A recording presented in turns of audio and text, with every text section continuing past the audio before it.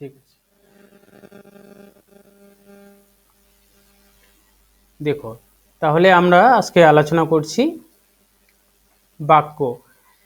বাক্য আলোচনা করতে গিয়ে প্রথমে বলবো, বাক্য হলো ভাষার একটা বৃহত্তম একক বা বড় উপাদান।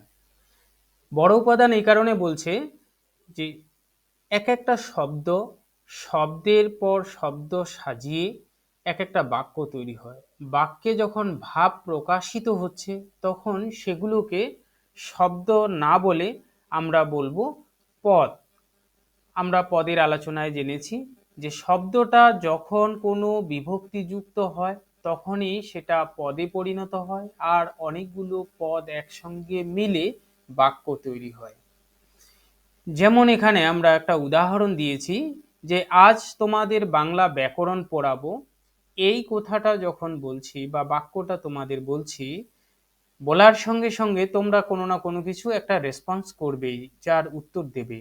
তাহলে উত্তর দেওয়া মানে যে আমার যা বলা সেই বলাটা তোমরা বুঝতে পেরেছো, বোঝার পরে তোমরা তোমাদের মতো করে ভাব প্রকাশ করেছো।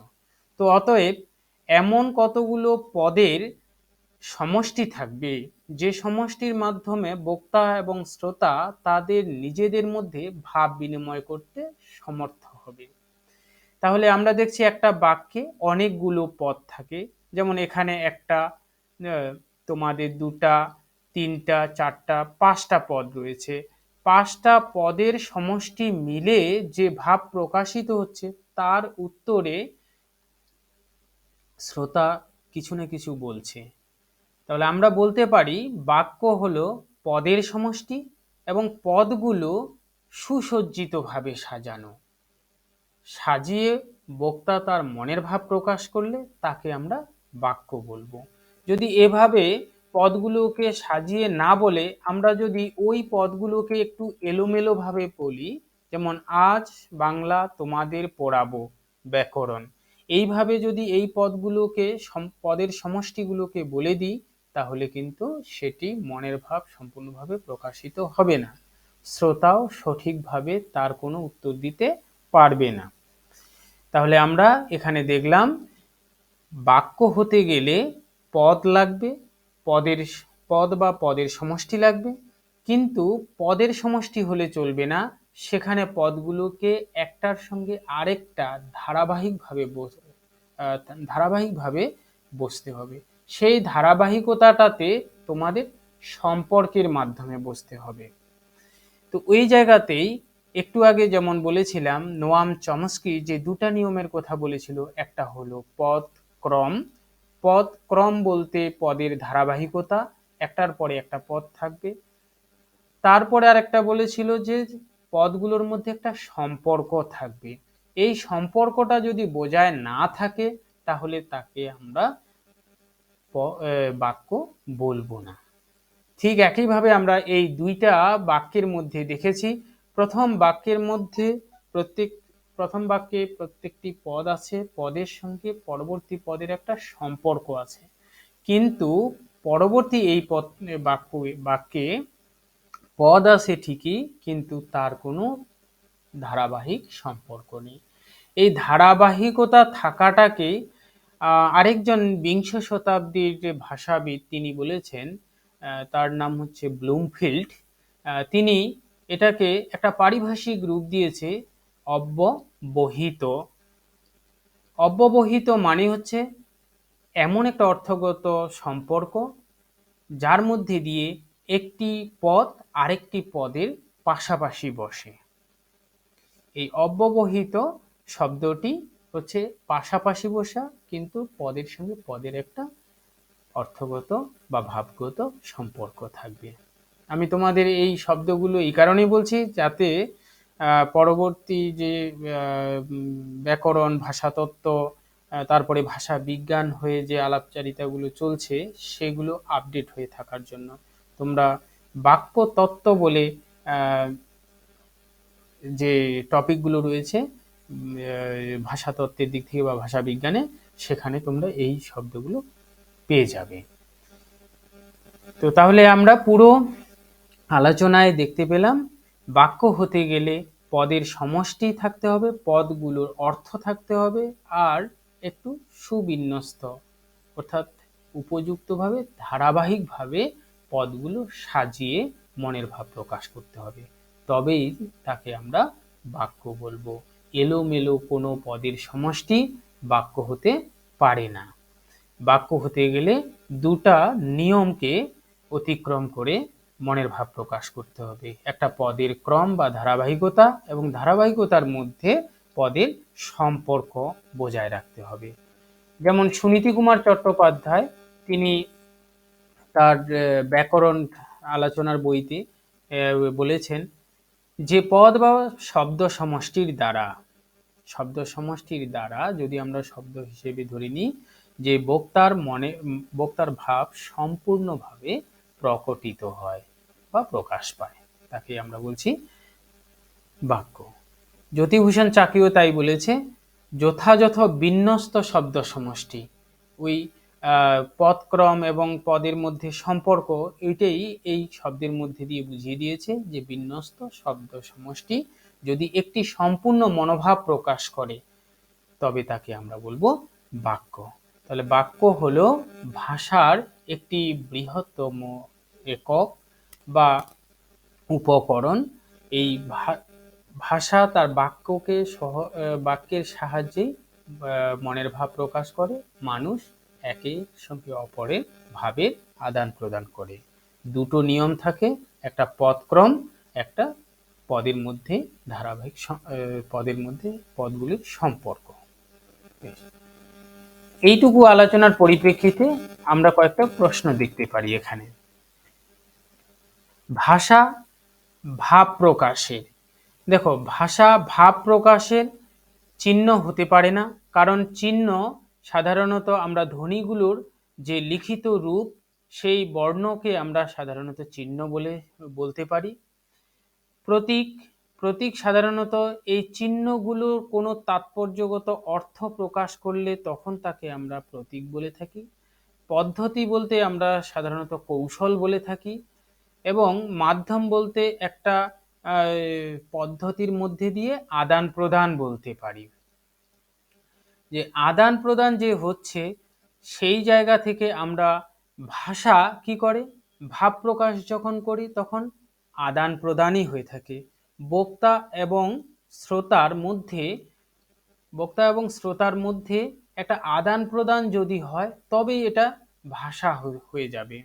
যদি আমরা এখন বাংলা ভাষায় কথা বলছি, বাংলা ভাষায় না বলে আমি কোনো সাংকেতিক কোনো চিহ্নের মাধ্যমে কিছু বলার চেষ্টা করি আর তোমরা সেগুলো বুঝে যাও, বুঝে গিয়ে যদি কিছু উত্তর যথাযথ উত্তর দাও, তাহলে সেটাও কিন্তু এক প্রকার ভাষা হয়ে দাঁড়াবে। তো এখানে তাহলে চিহ্ন প্রতীক পদ্ধতি হবে না, ভাষা হবে ভাব প্রকাশের মাধ্যম। ঠিক একইভাবে ভাষার মূল উপকরণ এখানে হবে বাক্য। একটু আগে বলেছি মূল উপকরণ বা উপাদান। ধ্বনি হলো এটা একটা শব্দের উপকরণ, আর পদ তো বাক্য তৈরিতে লাগে, ধ্বনির লিখিত রূপ হলো বর্ণ। বাক্য কি দিয়ে গঠিত হয়? পদ সমষ্টি দিয়ে, শব্দ সমষ্টি দিয়ে, বর্ণ সমষ্টি দিয়ে, বা অনুসর্গ দিয়ে।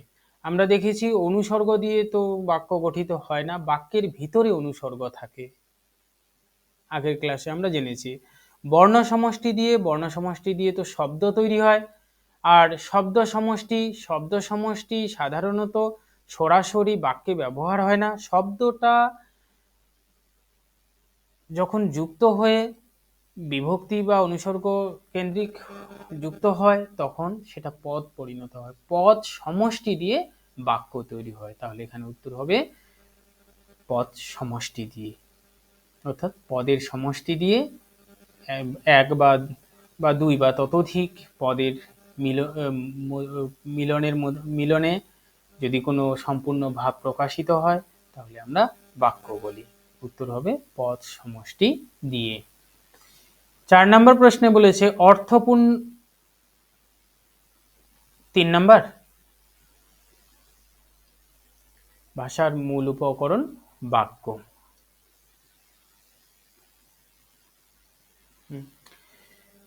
4 নম্বরে অর্থপূর্ণ কতগুলো পদ সুবিন্যস্ত হয়ে বক্তার মনোভাব সম্পূর্ণভাবে প্রকাশ করে। তো দেখো, অর্থপূর্ণ কতগুলো সুবিন্যস্ত হয়ে যে পদ আছে সেগুলো বক্তার মনোভাব যদি পূর্ণ হয় তাহলে আমরা কি বলবো? সমাস। সমাস বলা হয় কতগুলো একটা বাক্য তার সংক্ষিপ্ত রূপ, সেটাকে আমরা সমাস বলি। তাহলে এটাকে আমরা এইখানে অর্থপূর্ণ কোনো সুবিন্যস্ত পদ থাকছে না, বা সমাস বক্তার মনোভাবকে সম্পূর্ণভাবে প্রকাশ করে না, অল্প একটু প্রকাশ করে মাত্র। উক্তি, উক্তি বলতে কোনো একজনের মানে কোনো কিছু বলা বা বচন অর্থে ব্যবহার হচ্ছে। কারক, কারক তো ক্রিয়ার সঙ্গে সম্বন্ধ, বাকি পদগুলোর সম্বন্ধ, তাহলে এটা হচ্ছে না। বাক্য, বাক্যে আমরা দেখেছি অর্থপূর্ণ কতগুলো পদ বক্তার সম্পূর্ণ মনোভাবকে প্রকাশ করে, তাহলে উত্তর হবে বাক্য।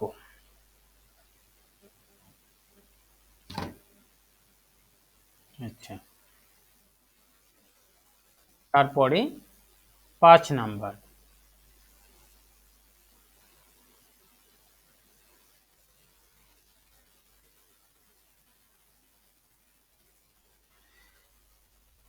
বাক্যের ক্ষুদ্রতম একক। বৃহত্তম একক তো একটু আগে আমরা জেনেছি, ভাষার বৃহত্তম একক হলো বাক্য, কিন্তু এখন আমরা জানব বাক্যের ক্ষুদ্রতম একক। বাক্যের ক্ষুদ্রতম একক কি হবে?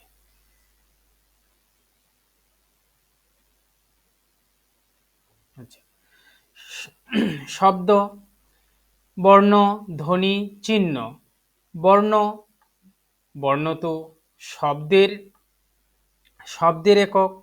ধ্বনি, বর্ণের সেই আওয়াজ বা মুখের ভাষাকে বলা হচ্ছে এখানে ধ্বনি। চিহ্ন, চিহ্ন তো ধ্বনিগুলো যেগুলো লিখিত, যে আকার আকৃতি, তাকে আমরা চিহ্ন বলি। কিন্তু শব্দ হলো সেই বাক্যের ক্ষুদ্রতম একক, কারণ একটা বাক্য যখন আমরা ভেঙে দিই, পদগুলোকে আলাদা আলাদা করে দিই, তখন সেটা শব্দের রূপ লাভ করে। অতএব বাক্যের ক্ষুদ্রতম একক হলো শব্দ। লাস্ট কোশ্চেন, বাক্য দিয়ে গঠিত, বাক্য কি দিয়ে গঠিত হয়? দেখো, এটা খুবই গুরুত্বপূর্ণ। এই ধরনের যে ধরনের প্রশ্নগুলো এখানে করা হয়েছে মোটামুটি চিন্তা ভাবনা করেই তৈরি করা হয়েছে। তোমরা দেখো, এটা একটু ইম্পর্টেন্ট আছে। বাক্য দিয়ে গঠিত হয়, বাক্য কি দিয়ে গঠিত হয়? কর্তা ও কর্ম, কর্তা ও ক্রিয়া, কর্তা কর্ম ক্রিয়া, কোনোটি নয়। কর্তা ও কর্ম, কর্তা ও কর্ম, যেমন একটা আমি যদি লাইন লিখি, বাক্য লিখি, তোমার আমি বাড়ি, আমি বাড়ি, কর্তা হচ্ছে আমি, বাড়ি হচ্ছে তোমার কর্ম, অর্থাৎ আমি, এখানে ক্রিয়ার কিছুই নেই। তো এটা তাহলে সেভাবে পরিপূর্ণভাবে ভাব প্রকাশ হয়? বলো, কি বলছিলে?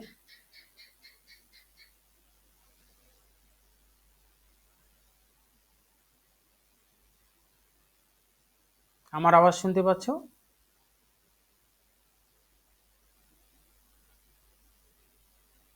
আচ্ছা, আচ্ছা, সেই জায়গায় যদি আমি এবার শুধু দিই যে আমি এখানে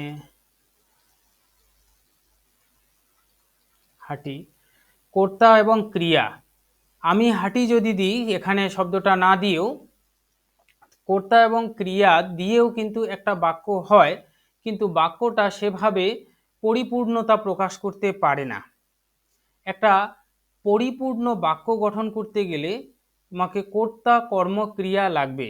যদি আর একটু ক্লিয়ার করে দিই, আমি ভাত খাই, কর্তা কর্ম ক্রিয়া, এই তিনটে জিনিস ইংরেজিতে যেমন আমরা বলি এস, ভি, ও, ঠিক তেমনি তোমার বাংলাতে এস, ও, ভি, এটা ইংরেজিতে হচ্ছে, এটা বেঙ্গলিতে হচ্ছে। তাহলে দেখো, আমি ভাত খাই, এখানে কর্তা, কর্ম, ক্রিয়া, এই তিনটে বিষয়ে পরিপূর্ণভাবে কোনো বাক্যে থাকলে সেখানে বক্তার মনোভাব সম্পূর্ণভাবে প্রকাশিত হয়। তাছাড়াও কোনো কোনো বাক্যে দেখি কর্তা এবং ক্রিয়া থেকেও আমরা মনের ভাব প্রকাশ করে থাকি, সেটা শ্রোতা আকার ইঙ্গিতে হয়তো বুঝে নেয়, কিন্তু সেটাকে আমরা সম্পূর্ণ বাক্য বলি না, কাজ চালিয়ে যাওয়ার মতো করে শুধু চালিয়ে দিই, কিংবা উজ্জ্ব রেখেই কথা বলে থাকি। তো সেগুলোকে সম্পূর্ণ বাক্য সাধারণত বলে না। একটা সম্পূর্ণ বাক্য গঠিত হয় কর্তা, কর্ম ও ক্রিয়ার মধ্যে দিয়ে। অতএব গটা উত্তর হবে। আশা করি বাক্য কি সেটা একটু হলেও বোঝা গেছে। আমরা এখন বাক্য গঠনের শর্ত বা গুণ বা সূত্র সে সম্পর্কে জানি। আমরা বাক্য জানলাম যে এলোমেলো কোনো পদ দিয়ে গঠিত বাক্যকে সম্পূর্ণ বাক্য বলে না। এই বাক্যকে সম্পূর্ণ হতে গেলে তিনটা গুণের প্রয়োজন আছে। কোনো ক্লাসে হয়তো একটু আলোচনা করে দিয়েছি, আজকে বিস্তারিত আলোচনা করব।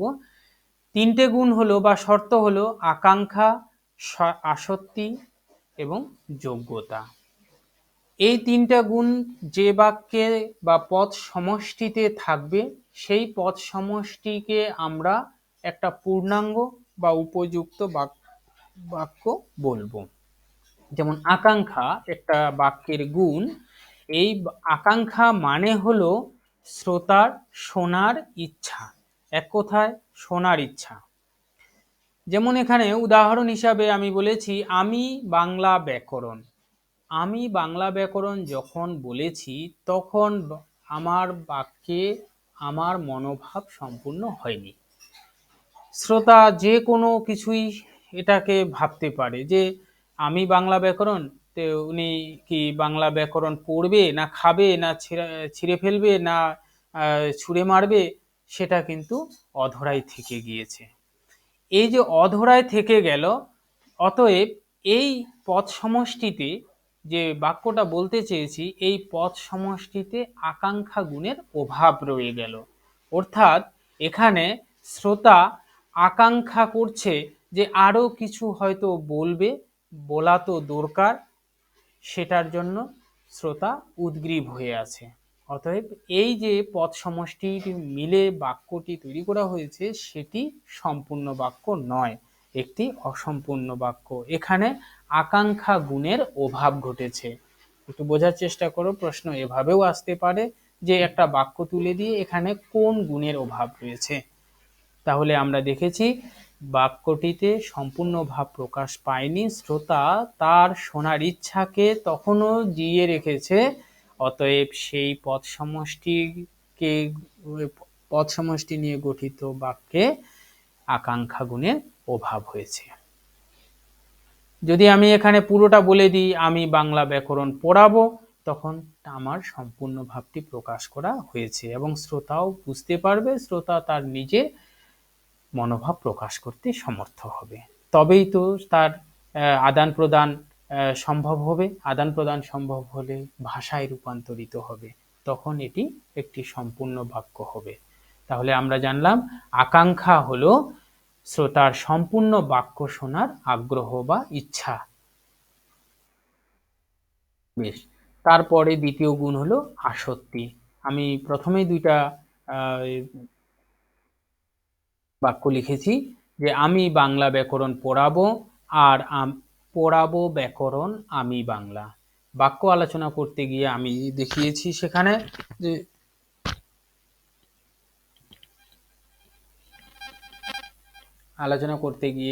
দেখিয়েছি একটা সঠিক বাক্য দিয়েছি আর একটা এলোমেলো বাক্য দিয়েছি। এই এলোমেলো বাক্য দেখো দুইটা বাক্যেই পদ সমষ্টি রয়েছে, এখানেও চারটা পদের সমষ্টি, এখানেও চারটা পদের সমষ্টি মিলে বাক্য হয়েছে। কিন্তু প্রথম বাক্যে আমরা সঠিক বলছি এই কারণে এখানে সম্পূর্ণ মনের ভাব প্রকাশিত হয়েছে, আর এখানে সম্পূর্ণ মনের ভাব প্রকাশিত হয়নি। কেননা বক্তা এখানে কি বলতে চেয়েছে শ্রোতা তা ধরতে পারছে না, কারণ একটা পদ আর এই পদের পরে কোন পদটি বসা দরকার, আমি পদের পরে বা নিকটে বা কাছে কোন পদটি বসা দরকার, বাংলার পরে কোনটি বসা দরকার, ব্যাকরণের পরে কোনটি বসা দরকার, সেই বসার বা কাছাকাছি বসে ভাবকে ধরে রাখার গুণটি এখানে নেই। এখানে পদ সমষ্টি থাকলেও অর্থগত এবং ব্যাকরণগত দিক থেকে পরস্পরের সঙ্গে সম্বন্ধযুক্ত হতে পারেনি, সম্বন্ধযুক্ত হয়ে বসেনি। এটা ব্লুমফিল্ড যে কথাটা বলেছিল, অব্যবহিত যে গুণটা, সেই অব্যবহিত গুণ বা পাশাপাশি থাকার গুণটা পূরণ করতে পারেনি। কিংবা নোয়াম চমস্কির দ্বিতীয় নিয়মটা বলেছে যে পদগুলোর পাশাপাশি থেকে একটা সম্পর্ক তৈরি করবে, সে সম্পর্কটা তৈরি করতে পারেনি। আমরা ব্যাকরণে যেটাকে বলে থাকি কারক সম্বন্ধ, সেই কারক সম্বন্ধ সঠিকভাবে এখানে রক্ষা করতে পারেনি। অতএব এখানে তোমার বক্তার মনের ভাব সম্পূর্ণভাবে প্রকাশ পায়নি, শ্রোতাও সম্পূর্ণভাবে বুঝতে না পেরে সঠিকভাবে কোনো ভাব আদান প্রদান করতে পারেনি। তো অতএব এখানে আসক্তি গুণের অভাব হয়েছে। আসক্তি গুণ হলো অর্থগত এবং ব্যাকরণগত যে সম্পর্ক, সেই সম্পর্ক রেখে কাছাকাছি বসা, অর্থাৎ পদগুলোর ধারাবাহিকতায় কাছাকাছি বসার গুণকেই বলা হচ্ছে আসক্তি গুণ। আরো যদি একটু স্ট্যান্ডার্ডভাবে বলা যায় যে বাক্যের অন্তর্গত পদ অর্থগত ব্যাকরণগত দিক দিয়ে পরস্পরের সঙ্গে সম্বন্ধযুক্ত হয়ে কাছাকাছি বসাকে আসক্তি গুণ বলে। সেখানে শুধু কাছাকাছি বসলে আসক্তি বলবো না, হ্যাঁ রিপিট করছি, শুধু কাছাকাছি বসলেই বাক্য হবে না, বাক্যটা হতে গেলে পদগুলোকে অর্থগত এবং ব্যাকরণগত যে ভাব রয়েছে সেই ভাবটা পূর্ণ করে পাশাপাশি বা কাছাকাছি বসতে হবে। যদি না বসে তাহলে সেই বাক্যের আসক্তি গুণের অভাব ঘটবে। যেমন প্রথম বাক্যে আমি বাংলা ব্যাকরণ পড়াবো, এই প্রত্যেকটি পদ পাশাপাশি বসেছে, তাদের অর্থগত এবং ব্যাকরণগত যে সম্বন্ধ সেটা বজায় রেখেছে, অতএব এটি একটি সঠিক বা সম্পূর্ণ বাক্য হয়েছে। আর দ্বিতীয় বাক্যে পড়াবো ব্যাকরণ আমি বাংলা, এই পদগুলো পাশাপাশি বসেছে ঠিকই, কিন্তু অর্থগত এবং ব্যাকরণগত যে সম্বন্ধ সেগুলো বজায় না রেখে পাশাপাশি বসেছে, অতএব এই দ্বিতীয় বাক্যে আসক্তি গুণের অভাব হয়েছে। ওকে, ক্লিয়ার হয়েছে?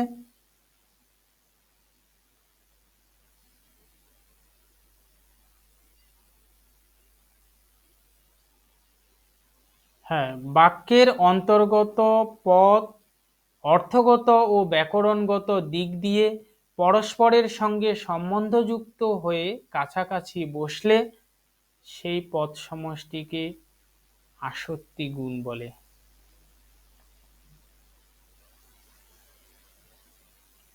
খুব সংক্ষেপে মনে রাখবে যে অর্থগত এবং ব্যাকরণগত ভাব বজায় রেখে পাশাপাশি বসা।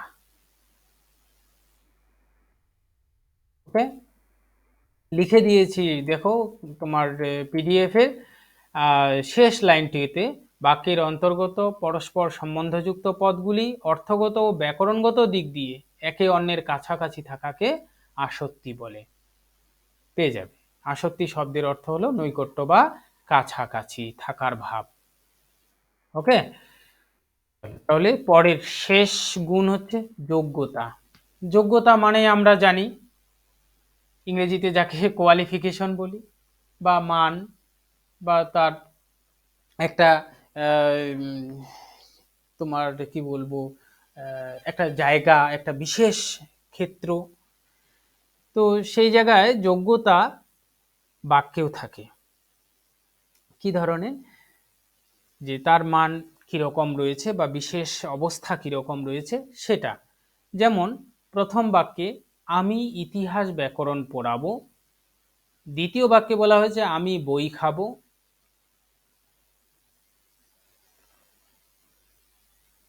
আচ্ছা তৃতীয় বাক্যে বলেছে আমি দিনের বেলা চাঁদ দেখি।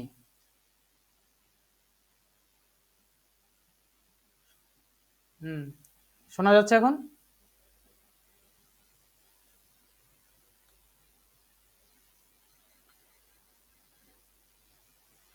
প্রথম বাক্যটি হচ্ছে আমি ইতিহাস ব্যাকরণ পড়াবো, দ্বিতীয় বাক্য আমি বই খাবো, আমি দিনের বেলা চাঁদ দেখি। এই বাক্যগুলো যখনই তোমাদের বলবো তখনই তোমরা বলবে যে হয়তো স্যার খুব পাগল হয়ে গেছে, আমাদেরকে ইতিহাস ব্যাকরণ পড়াতে চাইছে, কিংবা বই খেতে চাইছে, কিংবা দিনের বেলাতেই চাঁদ দেখে। তাহলে দেখো, যখন বলার পরে তোমাদের বা শ্রোতার মনে কোনো একটা অসঙ্গতি দেখা দিয়েছে, অসঙ্গতি দেখা দিয়েছে মানে তাহলে বক্তা যা বলছে তার ভাব সেভাবে সঙ্গতিপূর্ণ নয়, ভাবে তাহলে কোনো ভুল ত্রুটি দেখা দিয়েছে। যেমন আমি ইতিহাস ব্যাকরণ পড়াবো, বাস্তবে কোনোদিনই ইতিহাসের ব্যাকরণ বলে কোনো কিছু আমরা শুনিনি, কিংবা বই যে খাওয়া যায় সেটাও আমরা কোনোদিন ভাবতে পারি না, দিনের বেলা যে চাঁদ দেখা যায় সেভাবেও আমরা কিন্তু সে গুরুত্ব দিয়ে বলি না। তাহলে দেখা যাচ্ছে পাশাপাশি বসেছে কতগুলো পদ, অর্থাৎ এখানে আসক্তি গুণও রক্ষা করেছে, কিংবা একটা সম্পূর্ণ বাক্য বলে দিয়েছে, সম্পূর্ণ বাক্য বলে দেওয়াতে এখানে আকাঙ্ক্ষা গুণও পূর্ণ করেছে। কিন্তু বাস্তবে এই পদগুলোর সঙ্গে কোনো ভাবের সঙ্গতি বা মিল নেই। এই ভাবের সঙ্গতি বা মিল না থাকাকে আমরা বলবো যোগ্যতা গুণ না থাকা। আর যে বাক্যগুলোতে এই ভাবের সঙ্গতি বা মিলটা থাকবে তাকে সেখানে যোগ্যতা গুণ থাকবে, অর্থাৎ যোগ্যতা গুণ পূর্ণ করবে। যেমন আমি যদি এখানে বলি আমি ইতিহাস ব্যাকরণ না পড়ানোর জায়গায় বলে দিই বাংলা ব্যাকরণ পড়াবো, তখনই সম্পূর্ণভাবে একটা ভাবের মিল থেকে যাচ্ছে। এই ভাবগত বা অর্থগত মিলটাকেই আমরা বলবো যোগ্যতা গুণ। যেমন এখানে লিখে দিয়েছি যে বাক্যের অন্তর্গত পদগুলির অর্থগত এবং ভাবগত যে মিল, সেই ভাবগত মিলগুলোকেই বলা হবে তোমার যোগ্যতা। আকাঙ্ক্ষায় থাকছে বাক্যটা পরিপূর্ণ না করে ভাব প্রকাশ, অসম্পূর্ণ ভাব প্রকাশ করলে শ্রোতা যদি আরও জানতে চায়, জানার ইচ্ছা প্রকাশ করে, সেটাকে আমরা বলবো আকাঙ্ক্ষা গুণ। এবং আসক্তি গুণ বলবো অর্থগত এবং ভাবগত বা ব্যাকরণগত দিক বজায় রেখে একটার পর একটা বা কাছাকাছি বসাকে আমরা আসক্তি গুণ বলবো। আর যোগ্যতা বলবো অর্থগত এবং ভাবগত দিক সঙ্গে মিল রেখে প্রকাশ করা, তাকে আমরা বলছি যোগ্যতা গুণ।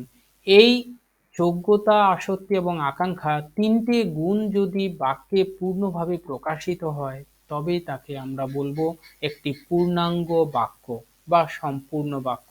সেখানে সম্পূর্ণভাবে মনের ভাবও প্রকাশ পাবে, না হলে মনের ভাব সম্পূর্ণভাবে প্রকাশ পায় না। তাহলে একটা বাক্য তৈরিতে তিনটে গুণের প্রয়োজন আছে, একটা আকাঙ্ক্ষা, আসক্তি এবং যোগ্যতা। দেখো প্রথম প্রশ্নে এই অনুচ্ছেদ আলোচনার পরেই আমরা কতগুলো প্রশ্ন আলোচনা করি। যে প্রথমেই বলেছে আকাঙ্ক্ষা, আসক্তি এবং যোগ্যতা বাক্যের অংশ হতে পারে না, ধরনও হতে পারে না। এটা একটা, এই তিনটা হলো গুণ। গুণগুলোকে সাধারণত অনেকে শর্ত বলেছে, কেউ কেউ সূত্রও বলেছে। এই তিনটে গুণের মাধ্যমে আসলে বাক্য পরিপূর্ণতা লাভ করে, এগুলো কোনো প্রকারভেদ নয়। দ্বিতীয় প্রশ্নে বাক্যের সুশৃঙ্খল পদবিন্যাসকে কি বলে? দেখো, সুশৃঙ্খল পদবিন্যাস, সুশৃঙ্খল পদবিন্যাস বলতে বোঝানো হয়েছে একটার পর আরেকটা বসা, অর্থাৎ তাহলে কাছাকাছি বসা। আমরা জেনেছি আকাঙ্ক্ষা মানে শ্রোতার শোনার ইচ্ছা, আসক্তি মানেই আমরা জেনেছি একটা পদের পরে আরেকটা পদ যাতে তার অর্থগত এবং ভাবগত মিল বজায় রেখে পাশাপাশি কাছাকাছি বসা, সেটাকে বলেছি। তাহলে আমাদের উত্তর হবে আসক্তি। যোগ্যতা শুধু তো অর্থগত এবং ভাবগত মিলটাকে বজায় রাখে। আচ্ছা, তৃতীয় প্রশ্নে বলেছে সম্পূর্ণ বাক্য শোনার ইচ্ছাকে কি বলে? একটু আগে বলেছি সম্পূর্ণ বাক্য শোনার ইচ্ছাকে বলা হবে আকাঙ্ক্ষা। যেতে কাল মা থেকে বলছে বাক্যটিতে কিসের অভাব ঘটেছে? কেউ একজন রেসপন্স করে এর উত্তর দাও। এটা একটা বাক্য, এটাতে পদ সমষ্টি আছে, কমসে কম 5টা পদের সমষ্টি আছে। গুড। আসক্তি, আসক্তি না আসক্তি। এই আসক্তি যদি কয়তয় রস্যি যেটা বা এইরকম রস্যই দিয়ে থাকে কোথাও, এই আসক্তি মানে কিন্তু একেবারে অ্যাডিক্টেড হওয়া, নেশাগ্রস্ত হয়ে যাওয়া। এখানে আসক্তি আছে তয় তয় রস্যি। তাহলে আমরা দেখেছি বাক্যটা এলোমেলো করে আছে, এখানে কোন পদটি কোন পদের পরে বসা দরকার সেই অর্থগত এবং ব্যাকরণগত ভাব বজায় রেখে পাশাপাশি বসেনি। অতএব এখানে আসক্তি গুণের অভাব রয়েছে। খটি হবে উত্তর। বেশ, আশা করি অনেকটা বুঝে গেছো, বোঝা যাচ্ছে।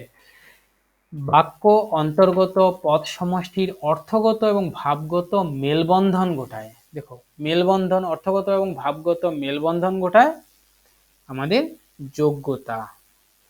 গুড। আরেকটা উদাহরণ দেওয়া হয়েছে বাক্য দিয়ে, যে আমার ছবি আয়নায়, আমার ছবি আয়নায় বাক্যে কিসের অভাব ঘটেছে? কেউ একজন রেসপন্স দাও। ঠিক, আমার ছবি আয়নায়, আয়নায় দেখা যায় না, আয়নায় বিভৎস, না আয়নায় অন্য কিছু হয়েছে, সেটা কিন্তু পরিষ্কার বা সম্পূর্ণভাবে প্রকাশ পায়নি। অর্থাৎ শ্রোতা একটু বক্তার দিকে হয়তো চেয়েই থাকবে যে আয়নায় কি হলো, তো তার আকাঙ্ক্ষা ইচ্ছা থেকেই গেল। তো অতএব এটা হবে আকাঙ্ক্ষা গুণের অভাব। বেশ, তারপরে বলেছে দরজা বন্ধ করে ছাদ দিয়ে প্রবেশ করলাম। দেখো কি বলেছে, দরজা বন্ধ করে ছাদ দিয়ে প্রবেশ করলাম, বাক্যে কিসের অভাব ঘটেছে? গুড, যোগ্যতার অভাব ঘটেছে, কারণ বাস্তবের সঙ্গে তেমন মিলই নেই। এখানে এখানে দেখা যাচ্ছে অর্থগত এবং ভাবগত মিলের অভাব রয়েছে। সেই মিলের অভাবের কারণে যোগ্যতা গুণের অভাব হয়েছে। বেশ, 8 নম্বর প্রশ্নে বলেছে যে তোমার কোনটি শুদ্ধ বাক্য? দেখো, তাদের পরামর্শ গোপন ছিল, তাদের পরামর্শ গোপনীয় আছে, দৈন্যতা প্রশংসনীয় নয়, উৎপন্ন বৃদ্ধি সরকারের মূল লক্ষ্য। তো এখানে 4টি বাক্যের মধ্যে কোনটি শুদ্ধ, না প্রত্যেকটি শুদ্ধ? একটু চিন্তা ভাবনা করে বলার চেষ্টা করো তো দেখি।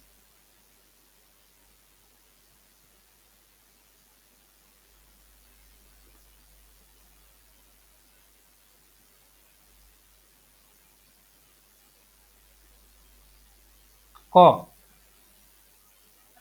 আচ্ছা, তাহলে আমরা পিছনের দিক থেকে দেখি যে আচ্ছা, আলোচনা করি তাহলে। উৎপন্ন বৃদ্ধি সরকারের মূল লক্ষ্য, আসলে উৎপন্ন বৃদ্ধি সরকারের মূল লক্ষ্য তো হয় না, এখানে উৎপন্ন বৃদ্ধি না করে উৎপাদন বৃদ্ধি বলা হয় শব্দটা আসলে। তো উৎপাদন বৃদ্ধি সরকারের মূল লক্ষ্য, তাহলে এটা ভুল হয়েছে। উত্তর বের করতে বলেছে শুদ্ধ। দৈন্যতা প্রশংসনীয় নয়, দৈন্যতা প্রশংসনীয় নয়, দৈন্যতা, দৈন্যতা তো একটা বিশেষ্য, সেই জায়গায় এখানে দৈন্যতার বদলে আমরা দীনতা প্রকৃত শব্দ, দিনের মানে দরিদ্রতা, তো দীনতা হওয়া দরকার দৈন্যতার বদলে এখানে। অতএব এটাও একটা শুদ্ধ বাক্য নয়। তো এখানে তাদের পরামর্শ গোপনীয় আছে, আর তাদের পরামর্শ গোপন ছিল।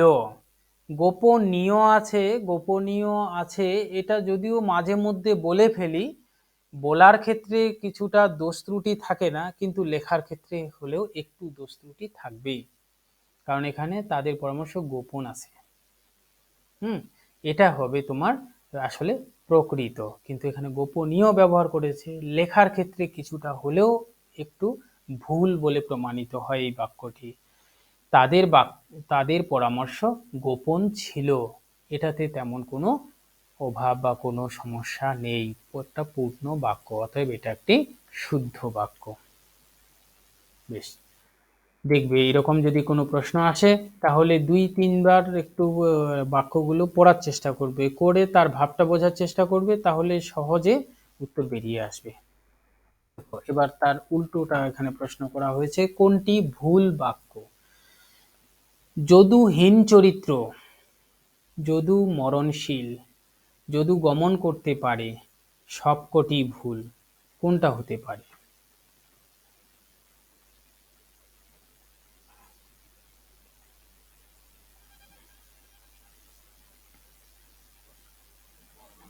ক হবে। ঠিকই, যে যদু আসলে এখানে চরিত্রহীন, মূল মেন শব্দটা আসলে চরিত্রহীন, হীন চরিত্র নয়, যদিও কোনো কোনো কবিতার ক্ষেত্রে হীন চরিত্র শব্দ ব্যবহার করে থাকে, কারণ ওখানে ছন্দের মিলের কারণে শব্দ ব্যবহার করে থাকে, সেটা সেভাবে বাক্যগত ভুল ত্রুটি ধরা হয় না। কিন্তু বাক্যে যদি চলিত রূপে ব্যবহার করে থাকি তাহলে চরিত্রহীন শব্দটি হচ্ছে প্রকৃত শব্দ, অতএব এটি হলো একটি ভুল বাক্য। গুড, অনেকটাই পেরেছ সেই দিক থেকে। হলো, আমরা তাহলে পরের একটা টপিক নিয়ে আলোচনা করি। পরে হলো বাক্যের বিভিন্ন অংশ। আগে পড়লাম বাক্য তৈরিতে 3টি গুণ, শর্ত বা সূত্র, এখন বাক্যের বিভিন্ন অংশ। আমি বাংলা ব্যাকরণ পড়াবো, একই বাক্য ব্যবহার করেছি বারবার। তো এই বাক্যে দেখো, আমি আসলে এই যে সর্বনামটা ব্যবহার করা হয়েছে, সর্বনাম বা বিশেষ্য, বা বিশেষ করে বিশেষ্য ব্যবহার হয়ে থাকে, আমি সম্পর্কে বাকি অংশটা বলেছি, মানে আমার সম্পর্কেই এই পুরো বাক্যটাতে ভাব প্রকাশ করা হয়েছে। তাহলে আমার সম্পর্কে যেহেতু করা হয়েছে, আমাকে উদ্দেশ্য করেই বাক্যটা বলা হলো, আমাকে উদ্দেশ্য করে বাক্যটা বলা হয়েছে জন্য আমি হয়ে গেলাম উদ্দেশ্য। এক কথায় যে বাক্য বা ভাব প্রকাশে যাকে উদ্দেশ্য করে বলা হবে, যার সম্পর্কে বলা হবে, তাই হয়ে যাবে উদ্দেশ্য। আর এই উদ্দেশ্যটা সম্পর্কে যা বলা হবে তাই হবে বিধেয়। কারণ দেখা যায় উদ্দেশ্য যা করে, যা বলে, যা হতে চায়, যা ঘটাতে চায়, সেইগুলোই আসলে বিধেয় হয়ে যায়। যেমন আমি এখানে আমার সম্বন্ধে বলা হয়েছে যে আমি বাংলা পড়াবো, তাহলে পুরো অংশটি বাংলা পড়াবো, বাংলা ব্যাকরণ পড়াবো, এই অংশটি হয়ে যাবে বিধেয়। তাহলে বাক্যে আমরা দেখলাম 2টা অংশ, একটা উদ্দেশ্য, একটা বিধেয়। উদ্দেশ্য সাধারণত যার সম্পর্কে বলা হয়, বাক্যটি বা মনের ভাব প্রকাশ করার সময় যার সম্বন্ধে বলা হবে তাকেই উদ্দেশ্য বলবো, আর উদ্দেশ্য সম্বন্ধে যা বলা হবে তাকে বিধেয় বলবো। ব্যাস, কত বড় বাক্য হয় হোক, সেই বড় বাক্যেও বা ছোট বাক্যেও 2টাই অংশ থাকে, একটা উদ্দেশ্য অংশ, একটা বিধেয় অংশ।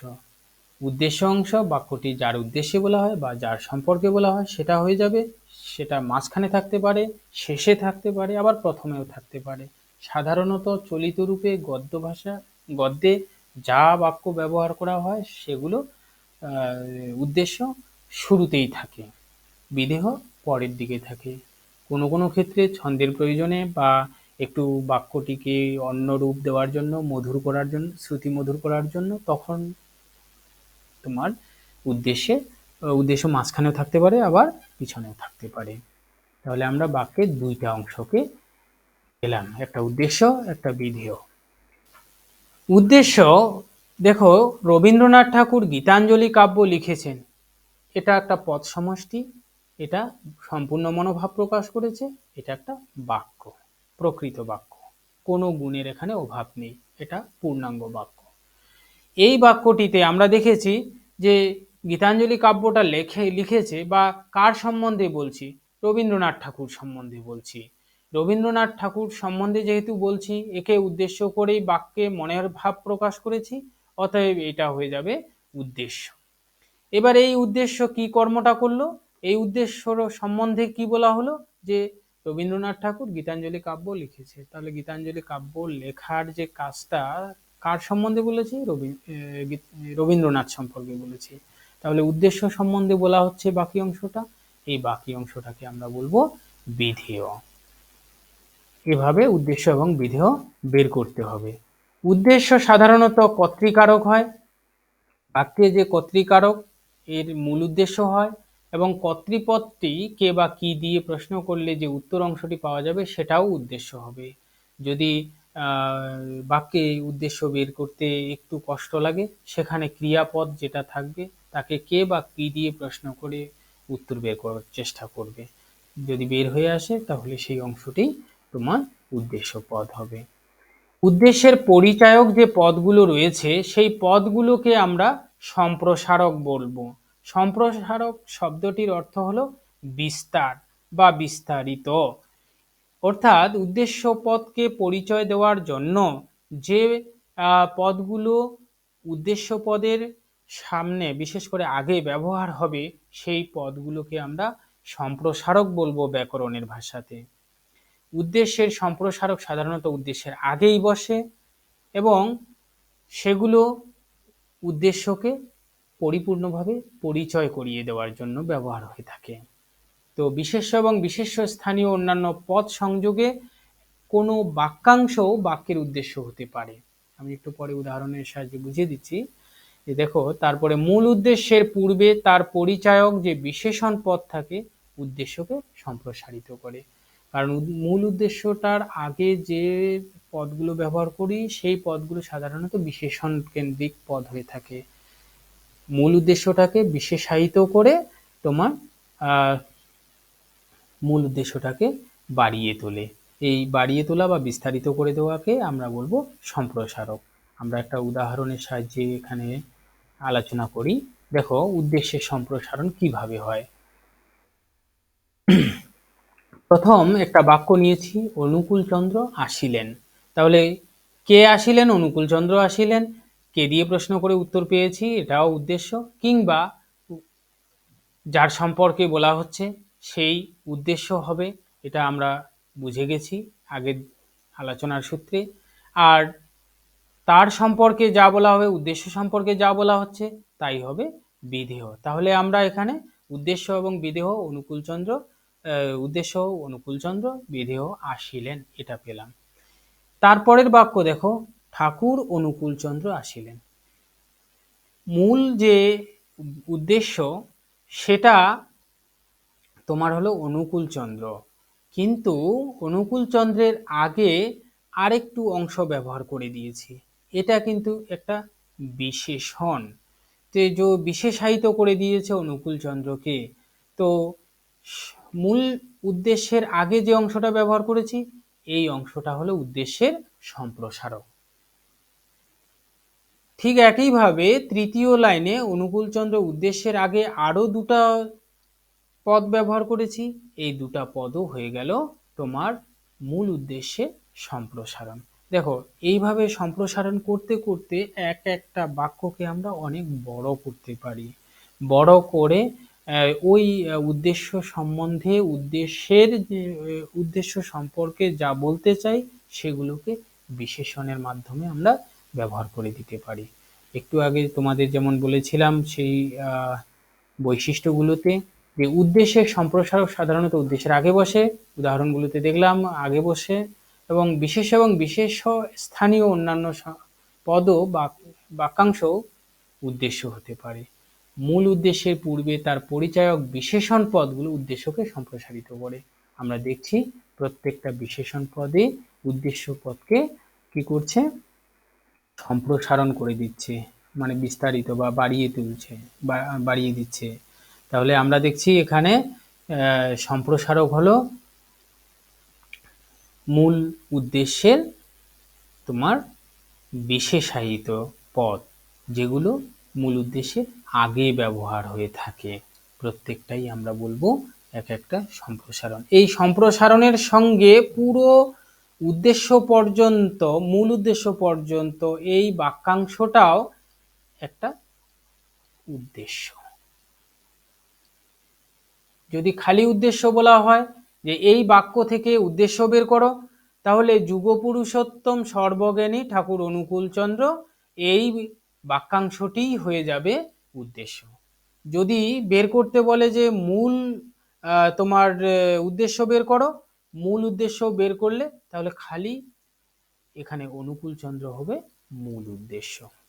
আর উদ্দেশ্যের যদি সম্প্রসারণ বের করতে বলে তাহলে বের করতে হবে এই পুরো অংশটা হলো তোমার উদ্দেশ্যের সম্প্রসারণ। আশা করি উদ্দেশ্য, মূল উদ্দেশ্য এবং উদ্দেশ্যের সম্প্রসারণ বা সম্প্রসারক ক্লিয়ার হয়েছে। ঠিক একইভাবে বিধেয়, বিধেয় পদে আমরা দেখেছি একই লাইন ব্যবহার করেছি। রবীন্দ্রনাথ ঠাকুর গীতাঞ্জলি কাব্য লিখেছেন। একটু আগে আমি বলে দিয়েছি যে উদ্দেশ্য হচ্ছে রবীন্দ্রনাথ ঠাকুর, এই উদ্দেশ্য সম্বন্ধে যা বলা হবে তাই বিধেয়। তাহলে গীতাঞ্জলি কাব্য লিখেছেন হলো বিধেয়। বিধেয়ের কিছু গুরুত্বপূর্ণ তথ্য হলো মূল উদ্দেশ্য ও উদ্দেশ্যের সম্প্রসারক বাদে অন্য অংশটি হলো বিধেয়। তাহলে আমরা এতক্ষণ ধরে যে উদ্দেশ্য এবং উদ্দেশ্যের সম্প্রসারণগুলো দেখেছি, এই সম্প্রসারণের শেষে আসিলেন যে পদটা রয়েছে এই বাকি অংশটুকুই হয়ে যাবে তোমার বিধেয়। বিধেয় অংশের মূল হলো সমাপিকা ক্রিয়া। এটা একটা গুরুত্বপূর্ণ বৈশিষ্ট্য। বিধেয়র মূল যে বিধেয়টি সেটি সমাপিকা ক্রিয়া হবেই। সমাপিকা ক্রিয়া না হলে বাক্য কোনোদিনও সম্পূর্ণ ভাব প্রকাশ করতে পারে না। অর্থাৎ একটা পূর্ণাঙ্গ বাক্য হতে গেলে শেষে সমাপিকা ক্রিয়ার প্রয়োজন আছে। সমাপিকা ক্রিয়াহীন কোনো পদ সমষ্টি বাক্য হতে পারে না। বাক্যের এটাও একটা গুরুত্বপূর্ণ বৈশিষ্ট্য। তোমাদের ক্রিয়াতে হয়তো বলেছি সমাপিকা এবং অসমাপিকা ক্রিয়া, দুইটা ক্রিয়া রয়েছে। সমাপিকা মানে সম্পূর্ণ ভাব প্রকাশ করে, অসমাপিকা ক্রিয়া মানে অসম্পূর্ণ ভাব প্রকাশ করে, বক্তার আরো কিছু বলার অপেক্ষা থেকেই যায়। তাহলে মূল বিধেয়ের পরিচয়ক পদগুলি সম্প্রসারক। একইভাবে উদ্দেশ্যে আমরা পেয়েছি যা পরিচয় দেয় সেগুলোকে উদ্দেশ্য সম্প্রসারক বলেছি, আর মূল বিধেয়ের ক্ষেত্রে যে পদগুলো পরিচয় দেবে সেগুলোকে আমরা বিধেয় সম্প্রসারক বলবো। তো বিধেয়ের সম্প্রসারক ক্রিয়া বিশেষণ, কর্মকরণ, সম্প্রদান এগুলো সব কারকই হতে পারে, কিংবা কিভাবে, কেমন করে, কতক্ষণ ধরে এই ধরনের প্রশ্ন করে যদি কোনো উত্তর পেয়ে যায় তাহলে সেগুলোকে আমরা বিধেয় বা বিধেয়ের সম্প্রসারণও বলতে পারি। অনেক সময় একাধিক ক্রিয়াও বিধেয় হতে পারে। একাধিক ক্রিয়া একসঙ্গে থেকে তোমার বিধেয় রূপ তৈরি করতে পারে। যেমন ও যেতে পারবে না, ও যেতে পারবে না, ও সম্পর্কে বলা হয়েছে, অতএব এটা ও হলো উদ্দেশ্য,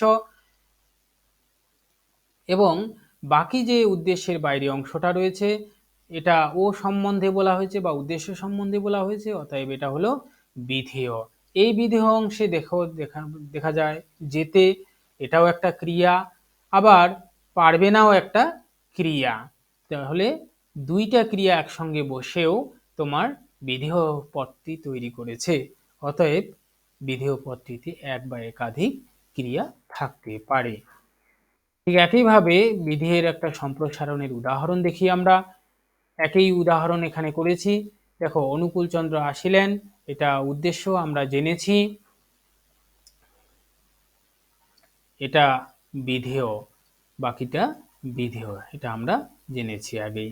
দেখো, উদ্দেশ্যের বাইরে বাকি যে অংশটা রয়েছে এটা আমরা বিধেয় জানলাম।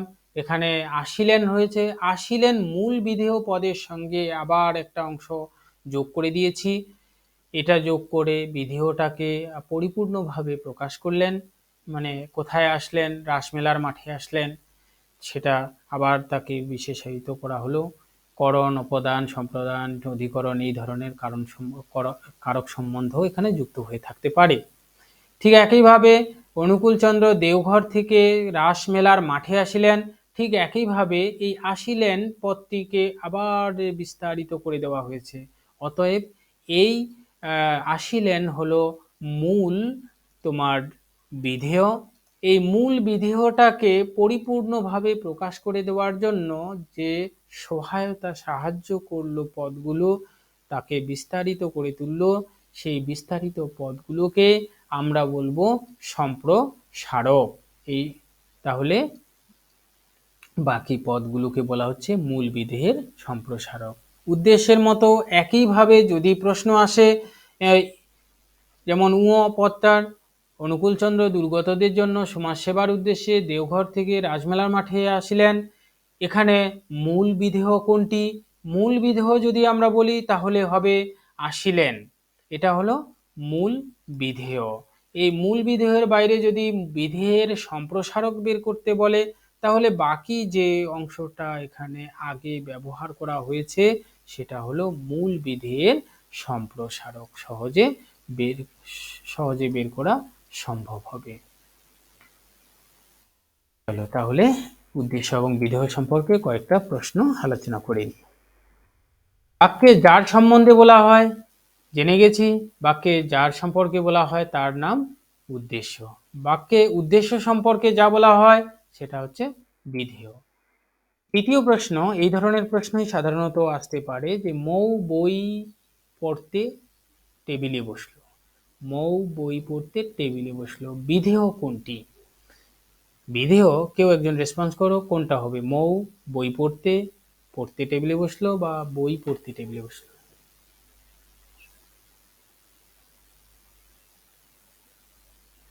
বেশ, ঠিকই। এখানে মৌ সম্বন্ধে বলা হচ্ছে, এটা আসলে উদ্দেশ্য। উদ্দেশ্যের বাইরে যে অংশটা রয়েছে সেই পুরো অংশটাকে আমরা বলবো বিধেয়। অতএব তাহলে উত্তর গুড, বই পড়তে টেবিলে বসলো। পরের লাইন প্রশ্নে বাক্য দেওয়া রয়েছে, কমল বসনা দেবী সরস্বতী। কমল বসনা দেবী সরস্বতী, উদ্দেশ্য কোনটি? বের করে দেখাও তো দেখি।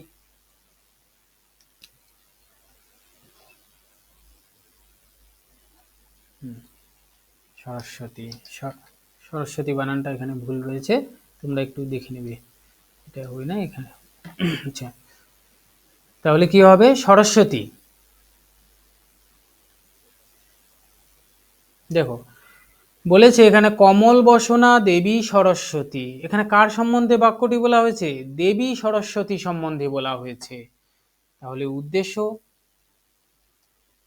দেবী সরস্বতী, উত্তর হবে দেবী সরস্বতী।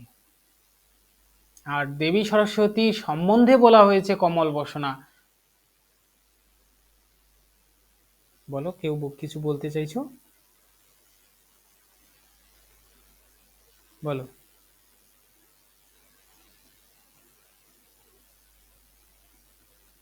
কি অপশন থাকতো?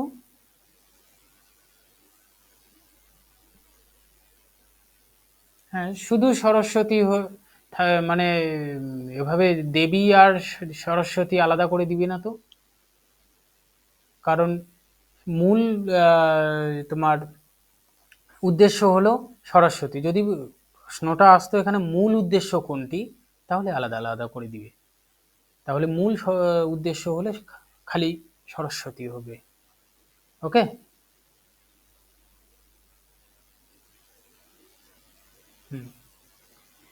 পরের প্রশ্ন বলেছে, উদ্দেশ্যের সম্প্রসারক সাধারণত উদ্দেশ্যের ড্যাশ বসে।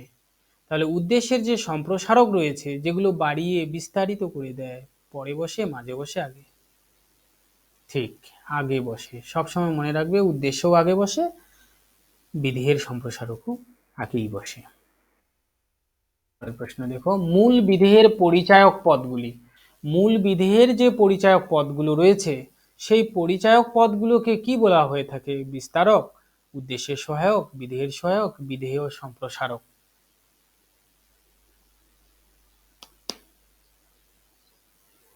গুড, বিধেয়ের সম্প্রসারক।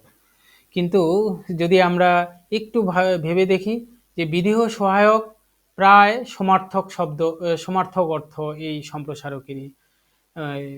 কিন্তু বিস্তারক শব্দটার অর্থ প্রায় পরিচায়ক বা সম্প্রসারক অর্থেই ব্যবহার হচ্ছে, কিন্তু তা সত্ত্বেও এখানে পরিপূর্ণভাবে শব্দটি ব্যবহার করা হয়েছে বলে এটাই উত্তর হবে, বিধেয় সম্প্রসারক, কারণ এখানে বিধেয়ের কথা বলেছে। গুড। পরের প্রশ্ন, বিধেয় মূল অংশে, বিধেয় অংশের মূল হলো, বিধেয় অংশের মূল হলো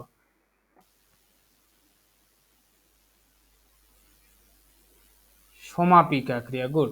কারণ বিধেয়টা সবসময় সমাপিকা ক্রিয়া, মূল অংশটা সমাপিকা ক্রিয়া না হলে ওটা কোনো বাক্যই হবে না, পূর্ণ ভাব প্রকাশ পাবে না। অতএব বিধেয় অংশের মূল হলো সমাপিকা ক্রিয়া। আচ্ছা, একটা বাক্য দিয়ে প্রশ্ন রয়েছে, হাত দিয়ে সাপটিকে মারল। বাক্যে বিধেয় সম্প্রসারক, উদ্দেশ্য সম্প্রসারক, উদ্দেশ্যের সহায়ক না বিধেয় সহায়ক? হাত দিয়ে সাপটিকে মারলো, আদৌ এটা কি বিধেয় সম্প্রসারক রয়েছে না উদ্দেশ্য সম্প্রসারক আছে? ঠিক, বিধেয় সম্প্রসারকই হবে। আসলে এখানে বক্তা বা উদ্দেশ্যটা উহ্য আছে। যদি আমি এখানে সে লাগিয়ে দিয়ে বলি সে হাত দিয়ে সাপটিকে মারলো, তাহলে দেখা যাচ্ছে যে পুরো বাক্যটাই হলো একটা বিধেয়। তাহলে বিধেয় পুরো বাক্যাংশটি এটি বিধেয় সম্প্রসারক হয়ে রয়েছে। ওকে, এভাবেও একটু চিন্তা ভাবনা করে দেখবে, উদ্দেশ্য বা বিধেয় উহ্য রেখে প্রশ্ন সাজিয়ে দিতে পারে। তাহলে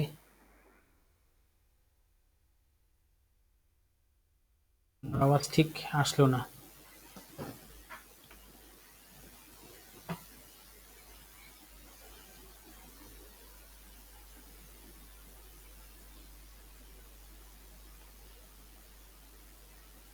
তুমি এক কাজ করো, কেটে দিয়ে আরেকবার জয়েন করো।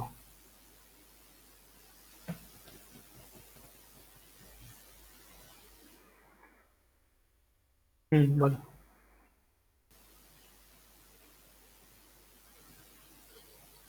হ্যাঁ হ্যাঁ, শুনতে পাচ্ছি, বলো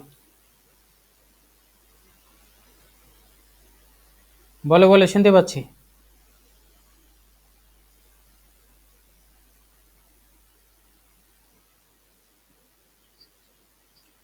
হ্যাঁ শুনতে পাচ্ছি, বলো।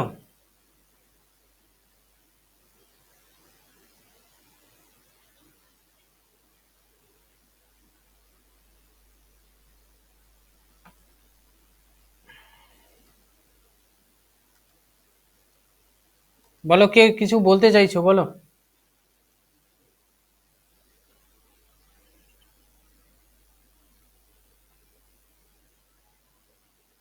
উদ্দেশ্য বিধেয় পুরো টপিক, পুরোটা? বাকিরা কি শুনতে পেয়েছো?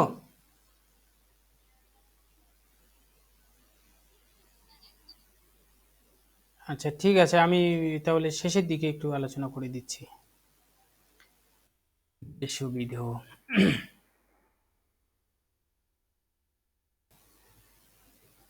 শেষের দিকে রিপিট করে দিচ্ছি।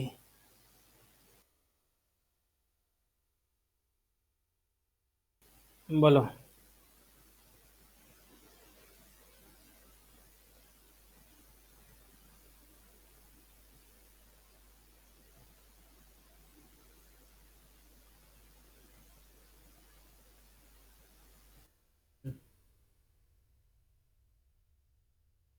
ঠিক আছে, ওটা পয়েন্ট আউট করে রাখো, আমি ক্লাসের শেষে আলোচনা করছি,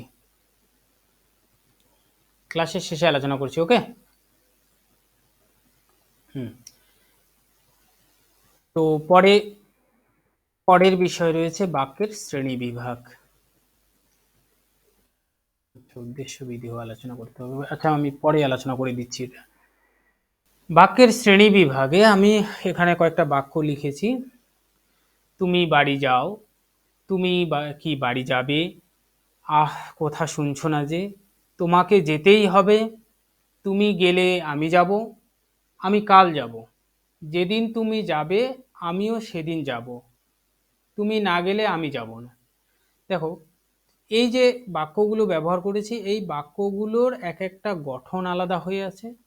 গঠন আলাদার পাশাপাশি কতগুলো একই ধরনের অর্থ প্রকাশ করেছে, তা সত্ত্বেও গঠন আলাদা হয়ে গেছে, তার কাঠামোটা আলাদা হয়ে গেছে। আবার একই ধরনের বাক্য অর্থ থাকা সত্ত্বেও তাদের গঠন আলাদা হয়ে গেছে। তাহলে আমরা এক একটা বাক্যে দেখব গঠনের দিকে আলাদা বা পরিবর্তন, আর একটা অর্থগত দিক থেকে পরিবর্তন। তো সেই দিক থেকে বাক্যকে আমরা গঠনগত দিক এবং অর্থগত দিক হয়ে শ্রেণীবিভাগ করি। অতএব বাক্যকে গঠনগত এবং অর্থগত দিক থেকে দুই ভাগে ভাগ করা হয়েছে। গঠনগত দিক থেকে বাক্যকে 4 ভাগে ভাগ করা হয়েছে: সরল বাক্য, যৌগিক বাক্য, জটিল বাক্য এবং মিশ্র বাক্য। যদি কোথাও প্রশ্ন আসে বাক্যকে গঠনগত দিক থেকে ক ভাগে ভাগ করা হয়, তাহলে অপশনে যদি 4 ভাগে থাকে তাহলে অবশ্যই 4 ভাগে দিয়ে দেবে। কোথাও কোথাও 4 না দিয়ে যদি 3 থাকে তাহলে 3ই দেবে। কারণ মিশ্র বাক্যটা কেউ কেউ স্বীকার করেনি, একে জটিল বাক্য হিসেবেই গ্রহণ করা হয়েছে। যদি অপশন 4 থাকে 4ই হবে উত্তর, যদি 4 অপশনে না থাকে তাহলে 3 অবশ্যই হবে। কারণ মিশ্র বাক্যকে অনেকে জটিল বাক্য হিসেবেই গ্রহণ করেছে। বিস্তারিত আমরা পরে আলোচনা করছি।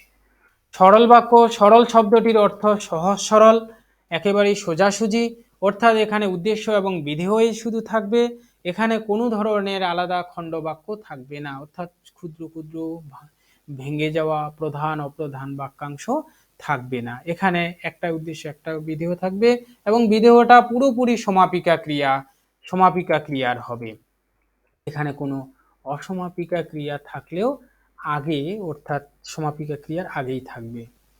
কর্তা এখানে সরাসরি ক্রিয়ার সঙ্গে সম্বন্ধযুক্ত হয়ে থাকবে। কর্তার সঙ্গে ক্রিয়ার সরাসরি সম্বন্ধযুক্ত হয়ে বাক্যটি তৈরি, উদ্দেশ্য এবং বিধেয়কে দিয়ে তৈরি করে বলে একে সরল বাক্য বলে।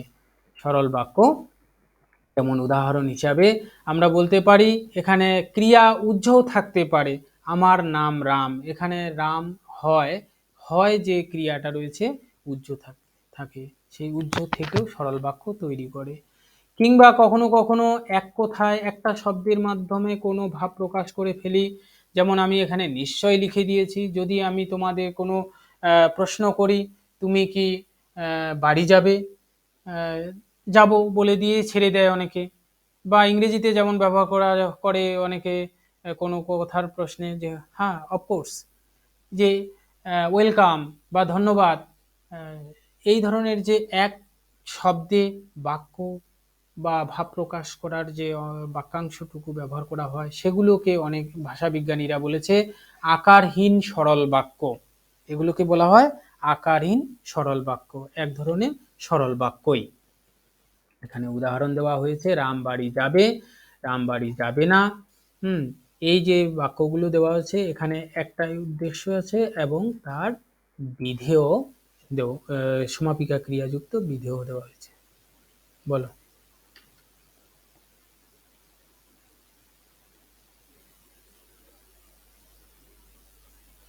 মানে একটি মাত্র শব্দ দিয়ে যে সমস্ত উক্তি বা বচন আমরা প্রকাশ করে থাকি সেগুলোকে বলা হচ্ছে আকারহীন সরল বাক্য।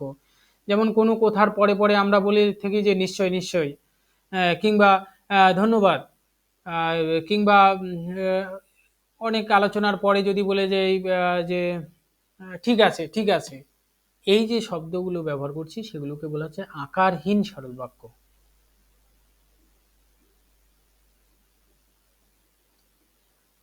বলো, রুম্পা দত্ত কি বলতে চাইছো বলো।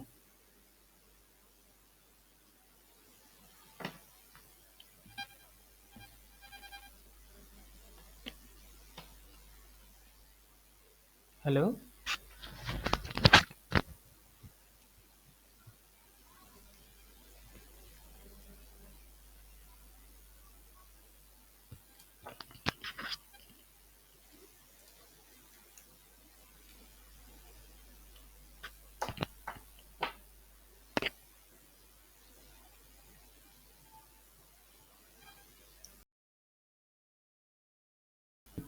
জিজ্ঞাসা না থাকলে ঠিক আছে।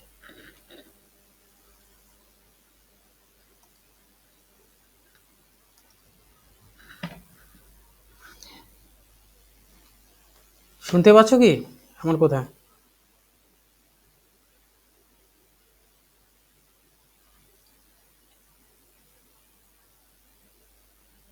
হ্যালো,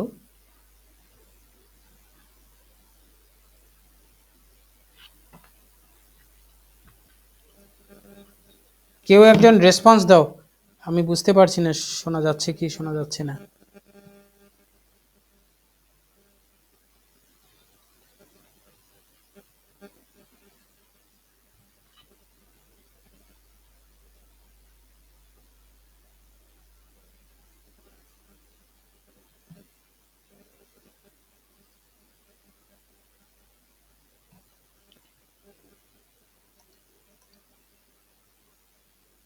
হ্যালো,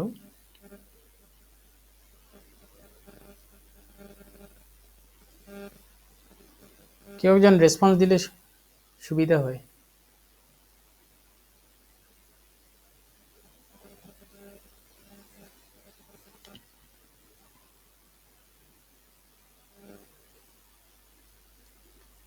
হ্যাঁ, শুনতে পা হ্যাঁ, ঠিক আছে, বেশ শোনা যাচ্ছে। হুম, দেখো তাহলে সরল বাক্য আমরা দেখলাম উদ্দেশ্য এবং বিধেয় থাকবে। বিধেয়টি সমাপিকা ক্রিয়ার হবে। আর একটা শব্দের যদি কোনো বাক্য থাকে তাহলে তাকে আমরা বলবো আকারহীন সরল বাক্য। বেশ, জটিল বাক্যে দ্বিতীয় যে শ্রেণীটা রয়েছে, জটিল মানেই হচ্ছে একটু কঠিন, একটু বেশি বা কঠিনতা রয়েছে। যেমন যেদিন আমি বলতে এসেছিলাম সেদিন তুমি চলে গিয়েছো। দেখো এখানে আমরা সরল বাক্য থেকে একটু আলাদা ধরনের একটা গঠনগত রূপ পাচ্ছি। যেদিন আমি বলতে এসেছিলাম এখান থেকে একটা বাক্যাংশ পাচ্ছি, আর একটা বাক্যাংশ পাচ্ছি সেদিন তুমি চলে গিয়েছো। দুইটা বাক্যাংশ পাচ্ছি। এই দুইটা বাক্যাংশের মধ্যে যে বাক্যাংশ দিয়ে পরিপূর্ণ ভাব প্রকাশ পায় সেটাকে আমরা বলবো প্রধান খণ্ড বাক্য। প্রধান খণ্ড বাক্য। দেখো এখানে একটা বাক্যের খণ্ড পাচ্ছি জন্য খণ্ড বাক্য বলছি। যে বাক্যে সম্পূর্ণ ভাবটি প্রকাশ পাবে তাকে আমরা প্রধান খণ্ড বাক্য বলবো। আর যে খণ্ড বাক্যটি প্রধান বা অন্য কোনো বাক্যাংশ বা খণ্ড বাক্যের উপর নির্ভরশীল হয় তাকে আমরা অপ্রধান খণ্ড বাক্য বলবো। তাহলে এখানে দেখছি যেদিন আমি বলতে এসেছিলাম এই অংশটা সেদিন তুমি চলে গিয়েছো এই অংশের উপর নির্ভরশীল। অতএব এটা হলো অপ্রধান খণ্ডবাক্য। তাহলে আমরা উদাহরণের জায়গায় বুঝতে পারছি একটা অপ্রধান খণ্ডবাক্য প্রধান খণ্ডবাক্যের সঙ্গে যদি সাপেক্ষ অব্যয় দ্বারা যুক্ত হয়, সাপেক্ষ অব্যয় দ্বারা যুক্ত হয় তখন তাকে আমরা বলবো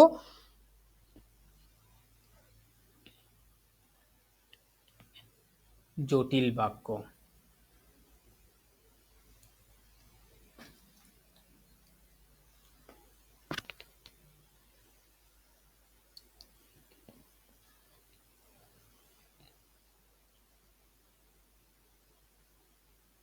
শোনা যাচ্ছে না।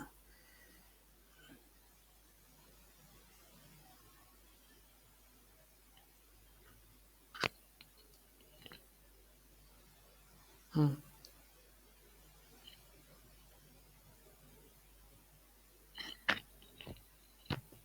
তাহলে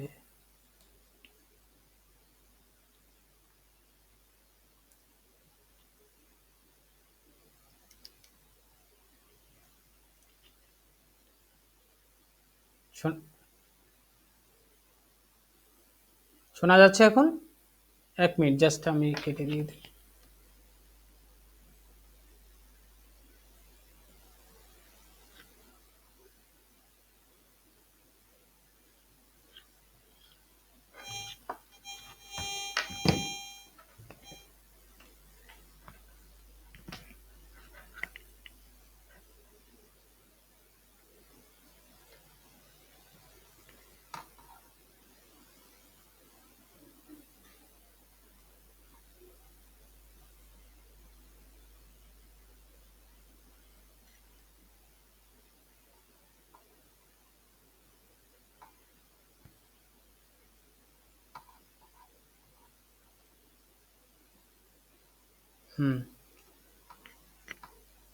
স্ক্রিন দেখা যাচ্ছে?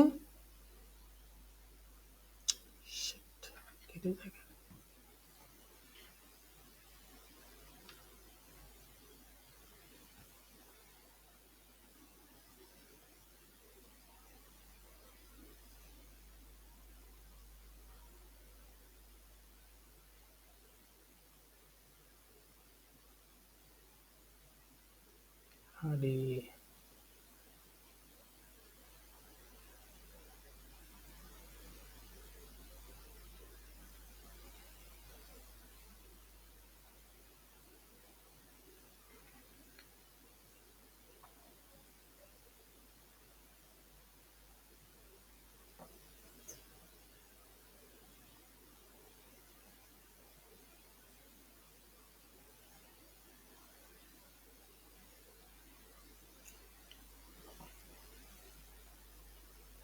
হ্যাঁ, দেখো তো এখন শোনা যায় কিনা?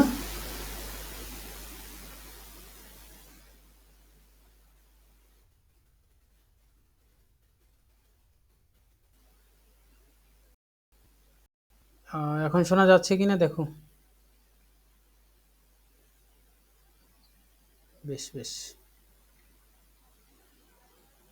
আচ্ছা।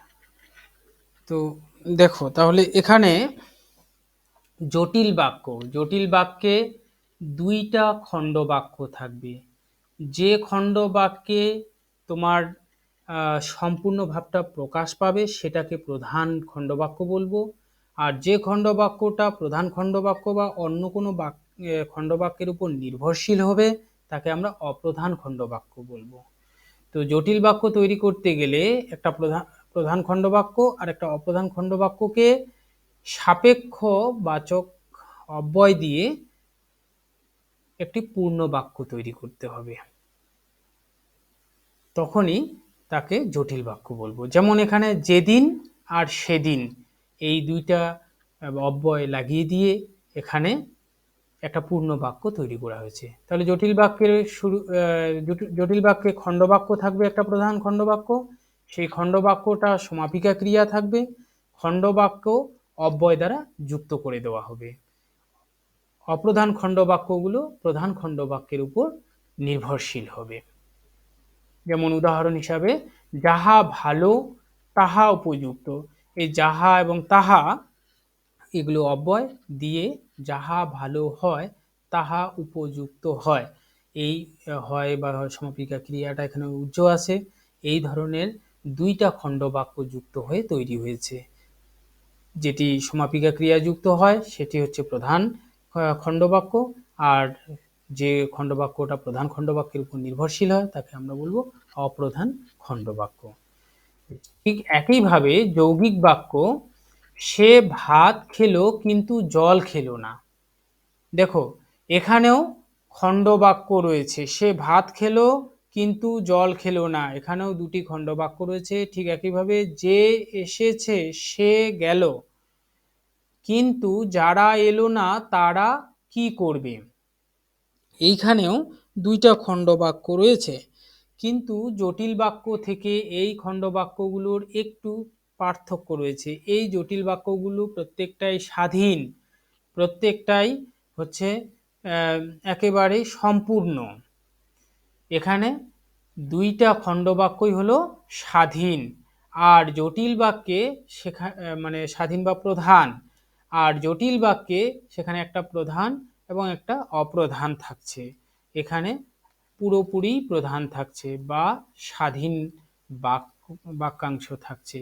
স্বাধীন বাক্যাংশ বা খণ্ড বাক্য কোনো সংযোজক অব্যয় দ্বারা যুক্ত করে যে নতুন বা পূর্ণ বাক্য গঠন করা হবে তাকে আমরা বলবো যৌগিক বাক্য।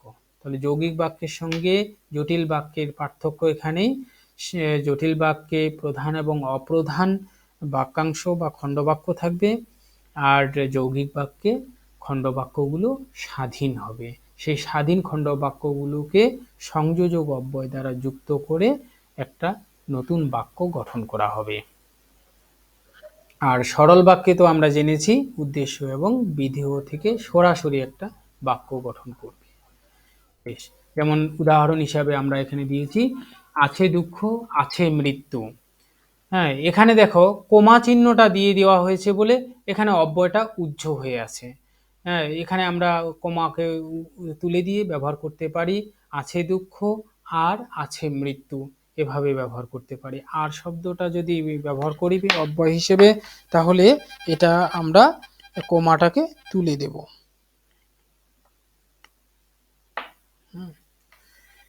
তো সেই দিক থেকে পরের লাইন বাক্যে বলা আছে যে শ্যামের দৃষ্টি পড়েছে কিন্তু তার দৃষ্টি পড়েনি। শ্যামের দৃষ্টি পড়েছে এটা সম্পূর্ণ বাক্য, কিন্তু তার দৃষ্টি পড়েনি এটা একটা সম্পূর্ণ বা স্বাধীন বাক্য, দুটাকে যুক্ত করে দিয়েছে। কিন্তু যৌগিক বাক্যে সাধারণত যুক্ত হয় অব্যয়, সংযোজক অব্যয় যেগুলো, যেমন বরং, সুতরাং, কিন্তু, আর, ও, এবং এই ধরনের বা অব্যয়গুলো যুক্ত হয়ে নতুন একটা বাক্য গঠন করে।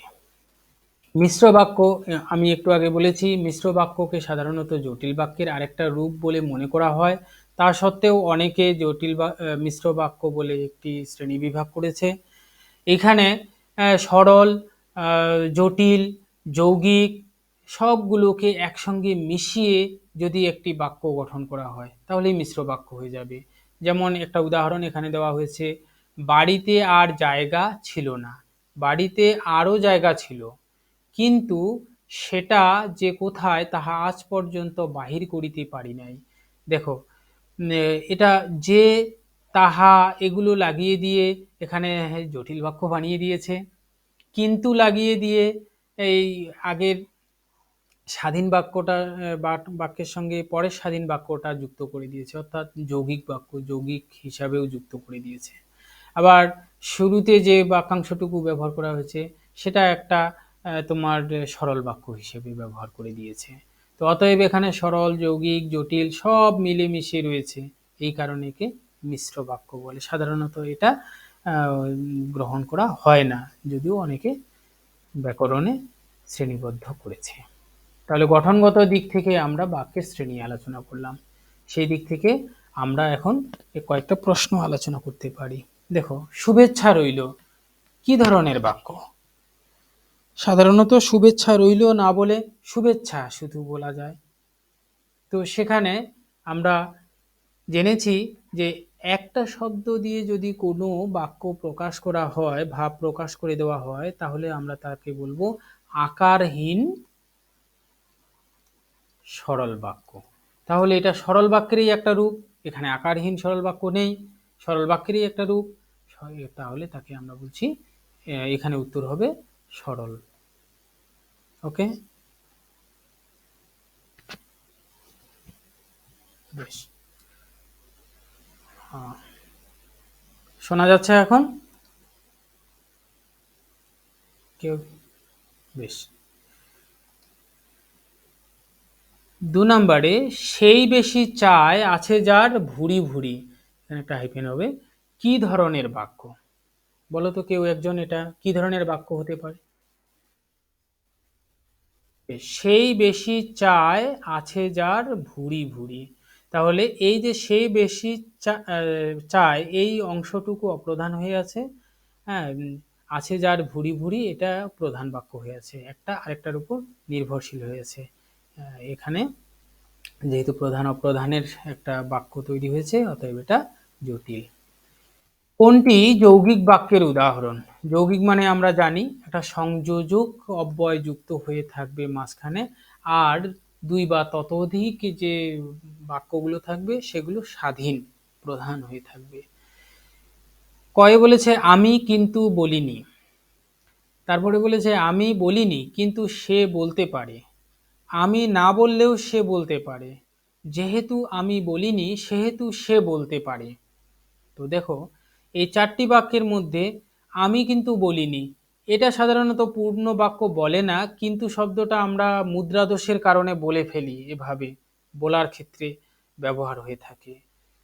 এটা তেমন বাক্য হয়নি। এখানে বলেছে আমি বলিনি একটা স্বাধীন বাক্য হয়ে গেছে। আবার কিন্তু সে বলতে পারে, এটাও স্বাধীন বাক্য হয়ে গেছে। এই দুইটা স্বাধীন বাক্যকে একটা কিন্তু অব্যয়ের দ্বারা যুক্ত করা হয়েছে, অতএব এটা যৌগিক বাক্য। যেমন পরেরটা যদি আমরা দেখি, আমি না বললেও সে বলতে পারে। আমি না বললেও সে বলতে পারে, এটা অসমাপিকা ক্রিয়ার মাধ্যমে লাগিয়ে দিয়ে সমাপিকা ক্রিয়া দিয়ে শেষ করে দেওয়া হয়েছে, অতএব একটাই বাক্য করে দিয়েছে। একটাই বাক্য করেছে মানে এটা সরল হয়ে গেছে, যৌগিক নয়। যেহেতু আর সেহেতু আছে মানে এটা জটিল হয়েছে, অতএব আমাদের খটাই উত্তর হবে। ওকে, দুই বা ততোধিক স্বাধীন খণ্ডবাক্য থাকতে পারে, একটু আগেই আলোচনা করেছি, তাহলে এটা হবে যৌগিক। স্বাধীন ও পরাধীন খণ্ডবাক্য, ঠিক, স্বাধীন ও পরাধীন খণ্ডবাক্য থাকতে পারে। স্বাধীন পরাধীন মানেই অপ্রধান, আসলে এখানে একটু শুধু শব্দটাকে পরিবর্তন করা হয়েছে। তাহলে স্বাধীন এবং পরাধীন বা অপ্রধান বাক্য থাকে, খণ্ডবাক্য থাকে জটিল বাক্যে। 6 নম্বর, সব বাক্যে মিশ্রিত রূপকে কি বলে? সব বাক্যের মিশ্রিত রূপকে কি বলবো?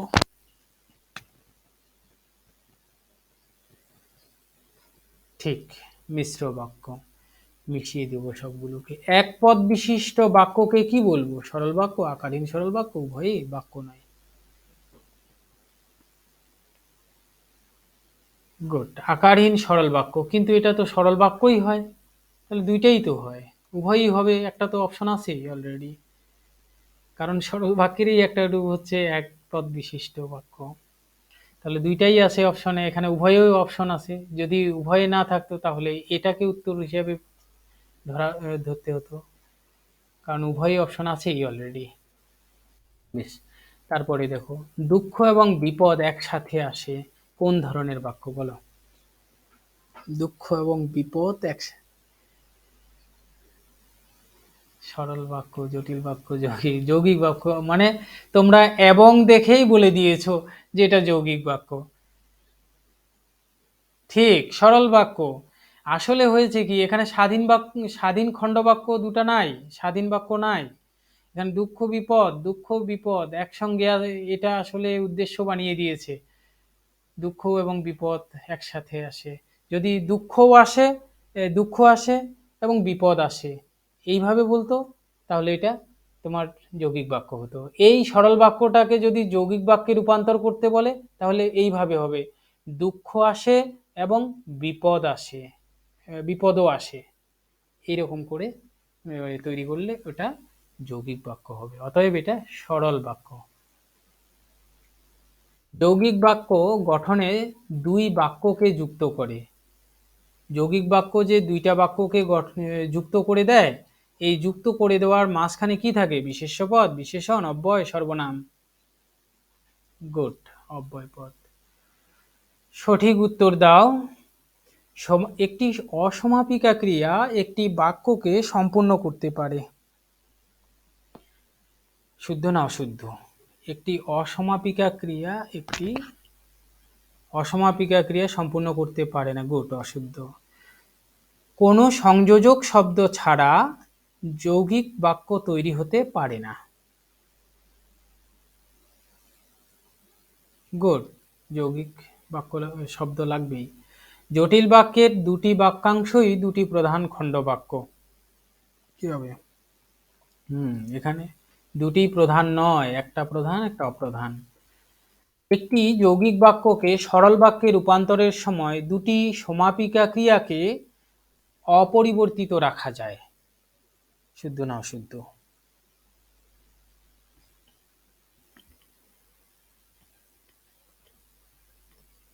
বলেছে শুদ্ধ। আমি একটা উদাহরণ দিই, আমি যাব কিন্তু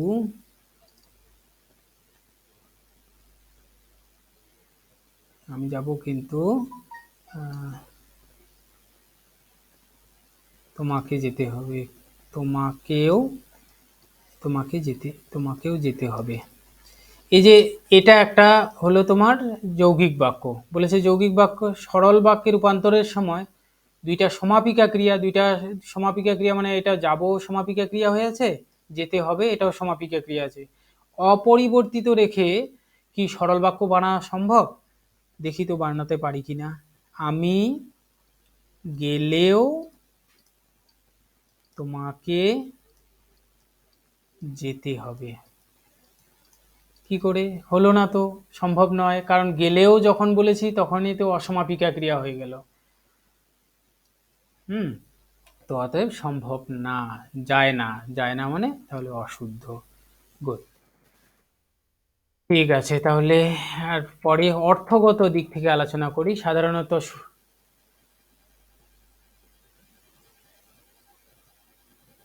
পাঁচটা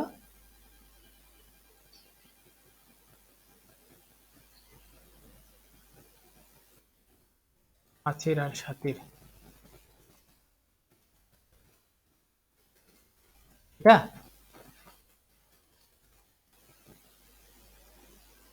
এই প্রশ্নটা বলছো?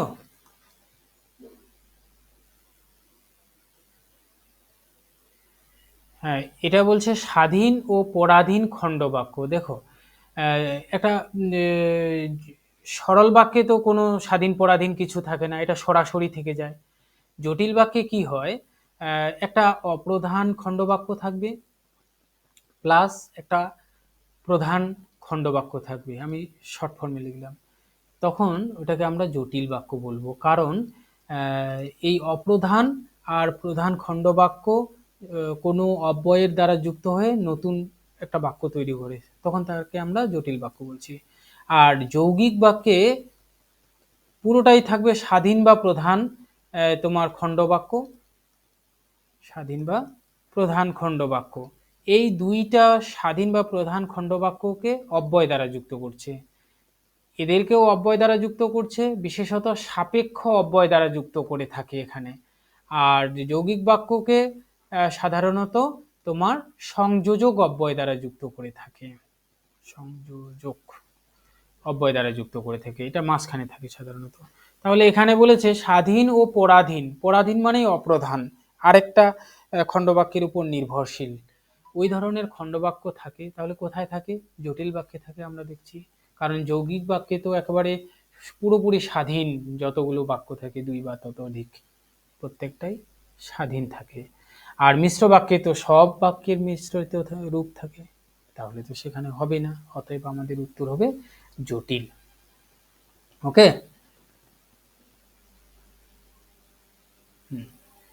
আর 7 নাম্বার যেটা, আচ্ছা আগে 7 নাম্বারটা দেখে দিই, যে এক পদ বিশিষ্ট বাক্য। আমি সরল বাক্য আলোচনা করতে গিয়ে বলেছি যে এক পদের দ্বারা যদি কোনো সম্পূর্ণ ভাগ প্রকাশ করে দিই, তাহলে আমরা ভাষা বিজ্ঞানীদের অনুসরণ করে বলতে পারি সেগুলোকে আকারহীন সরল বাক্য। যেমন শুভেচ্ছা রইল, ধন্যবাদ, এই ধরনের যে শব্দগুলোর মাধ্যমে পূর্ণ ভাব প্রকাশ করছি, এগুলোকে আকারহীন সরল বাক্য বলে। কিন্তু সেটা সরল বাক্যেরই একটা রূপ, সরল বাক্যেরই একটা রূপ হওয়ার কারণে এখানে একটা অপশন রয়েছে উভয়ই, অতএব তাহলে দুইটাই আছে এখানে, দুইটাই আছে বলে এখানে উভয়ই আমরা উত্তর করব। আর যদি সরল বাক্যটা না থাকতো, খালি আকারহীন সরল বাক্য থাকতো, তাহলে এটা আকারহীন সরল বাক্য হতো। কিংবা উভয়ে যদি তোমার অপশনটা না থাকতো, তাহলে আকারহীন সরল বাক্য অপশনটা দিতে লাগতো। ওকে, 2 নম্বরে বলেছে সেই বেশি চায় আছে যার ভুরি ভুরি।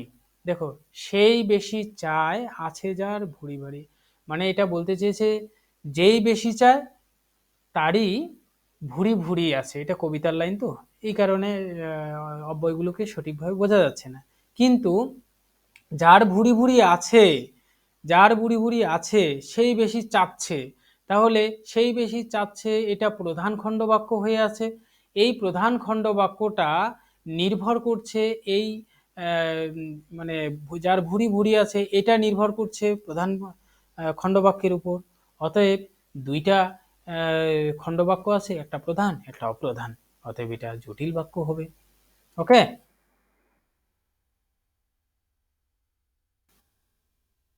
বেশ, চলো অর্থগত দিক থেকে সুনীতি কুমার চট্টোপাধ্যায় 7 ভাগে ভাগ করেছে বাক্যকে।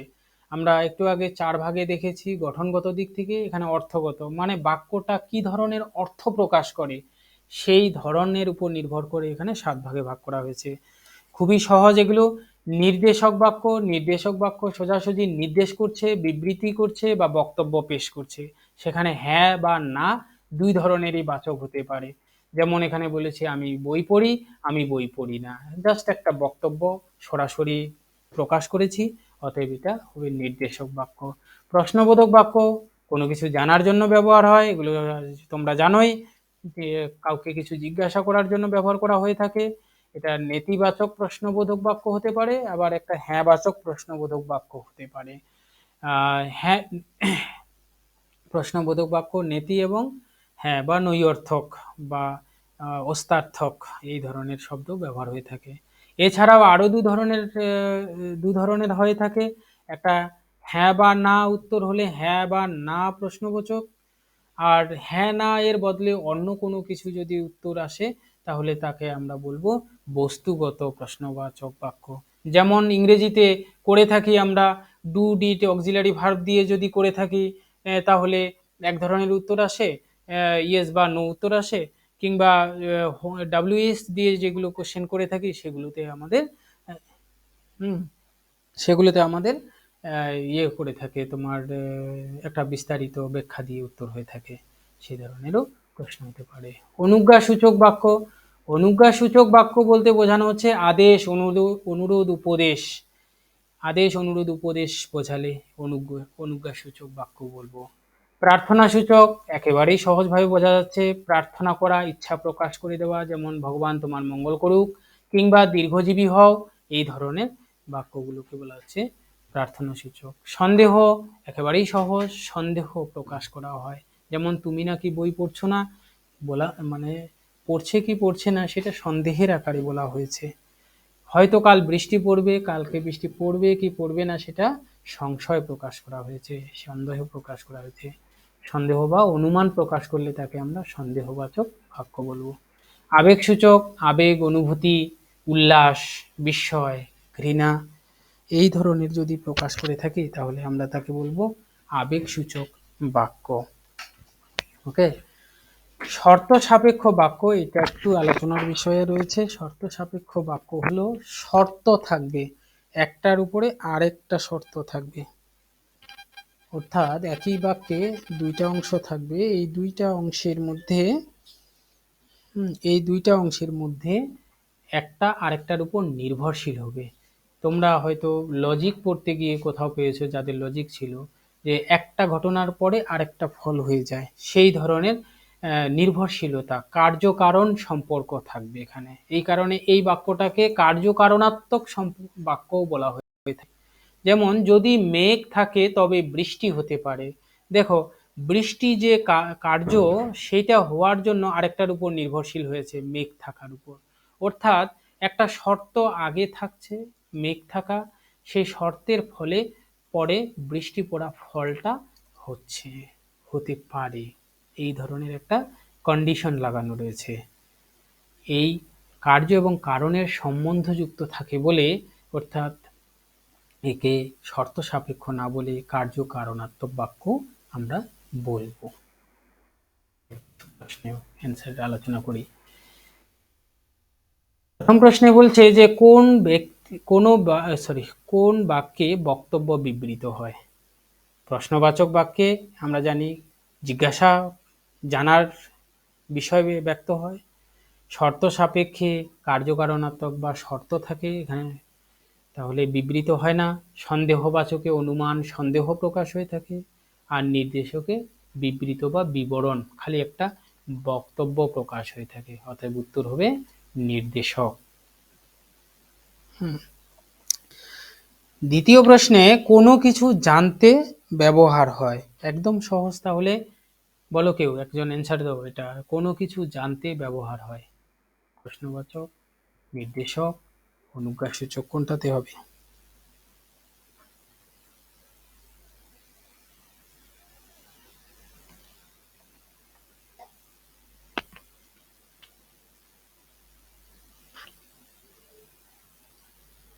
শুনতে পেলাম না। হ্যাঁ, ঠিক, বেশ, ঠিক আছে। তাহলে দেখো, কোনো কিছু জানতে ব্যবহার হচ্ছে প্রশ্নবাচক। হ্যাঁ বা না প্রশ্নবাচক বাক্য, এটাতে কোনটা উত্তর হতে পারে? তুমি কি খেলে? কি খেলে তুমি? কি খেলে জানালে না? তুমি কি খেলে? তুমি কি খেলে? প্রায় একই রকম ধরনের বলা আছে। বলো তো দেখি এখানে কোনটা উত্তর হতে পারে?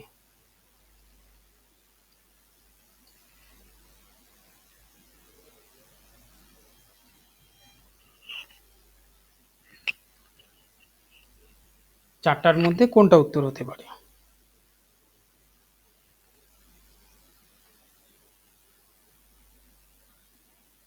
রিপিট করো আরেকবার। গুড। তাহলে ঠিক গ হবে। গুড, ধরতে পেরেছো তাহলে। বেশ। তারপরে বলেছে উফ কি ঠান্ডা। উফ কি ঠান্ডা, আবেগ সূচক আবেগ। গুড।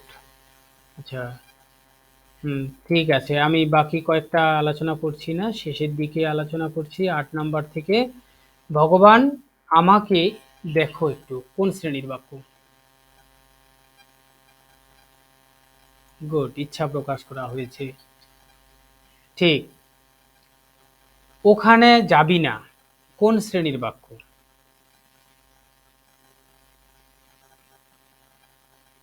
না বাচক।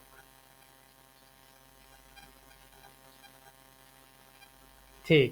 আসলে আমি প্রশ্নটা সাজিয়েছি এখানে অর্থগত দিক থেকে, যেহেতু অর্থগত আলোচনার কারণে অর্থগত দিক থেকে সাজানো আছে, এই কারণে অনুজ্ঞাসূচকই হবে এখানে। কিন্তু পাশাপাশি নাবাচকও, বাক্যটি নাবাচকও হয়, তাই না? তো এই অনুজ্ঞাসূচক বা নাবাচক এই ধরনের হয়তো বা ডাবল ইয়েতে বিকল্পে নাও থাকতে পারে। যদি অনুজ্ঞাসূচক এবং নাবাচক থেকে যায় তাহলে অনুজ্ঞাসূচকটাই দেওয়ার চেষ্টা করবে, কারণ নাবাচক। বলো। আদেশ, অনুরোধ, উপদেশ। হ্যাঁ, এখানে আদেশ বোঝাচ্ছে না ওখানে যাবি না, তোমাকে বারণ করে দিচ্ছি। হুম। তো 10 নম্বরে বলেছে কার্যকারণাত্মক বাক্যের উদাহরণ। দেখো, ওরা যাবে, ওরা গেলেও যাবে, যদি ওরা যায় তবে যাবে, কোনোটিই নয়। কোনটা কার্যকারণাত্মক বাক্যের উদাহরণ হবে?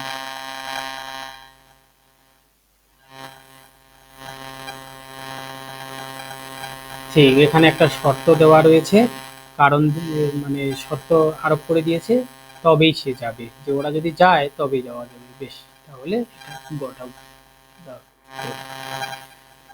ঠিক আছে, তোমরা তাহলে 11 নাম্বারটা একটু মেলাবে, মিলিয়ে উত্তরটা পিডিএফ এর এখানে লিখে রাখবে। খুবই সহজ আছে, অল্প রিডিং দিয়ে। বলো।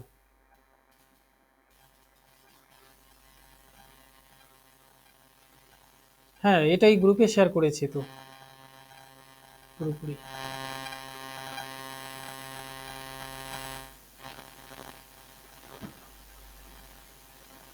কি আছে এটাতে?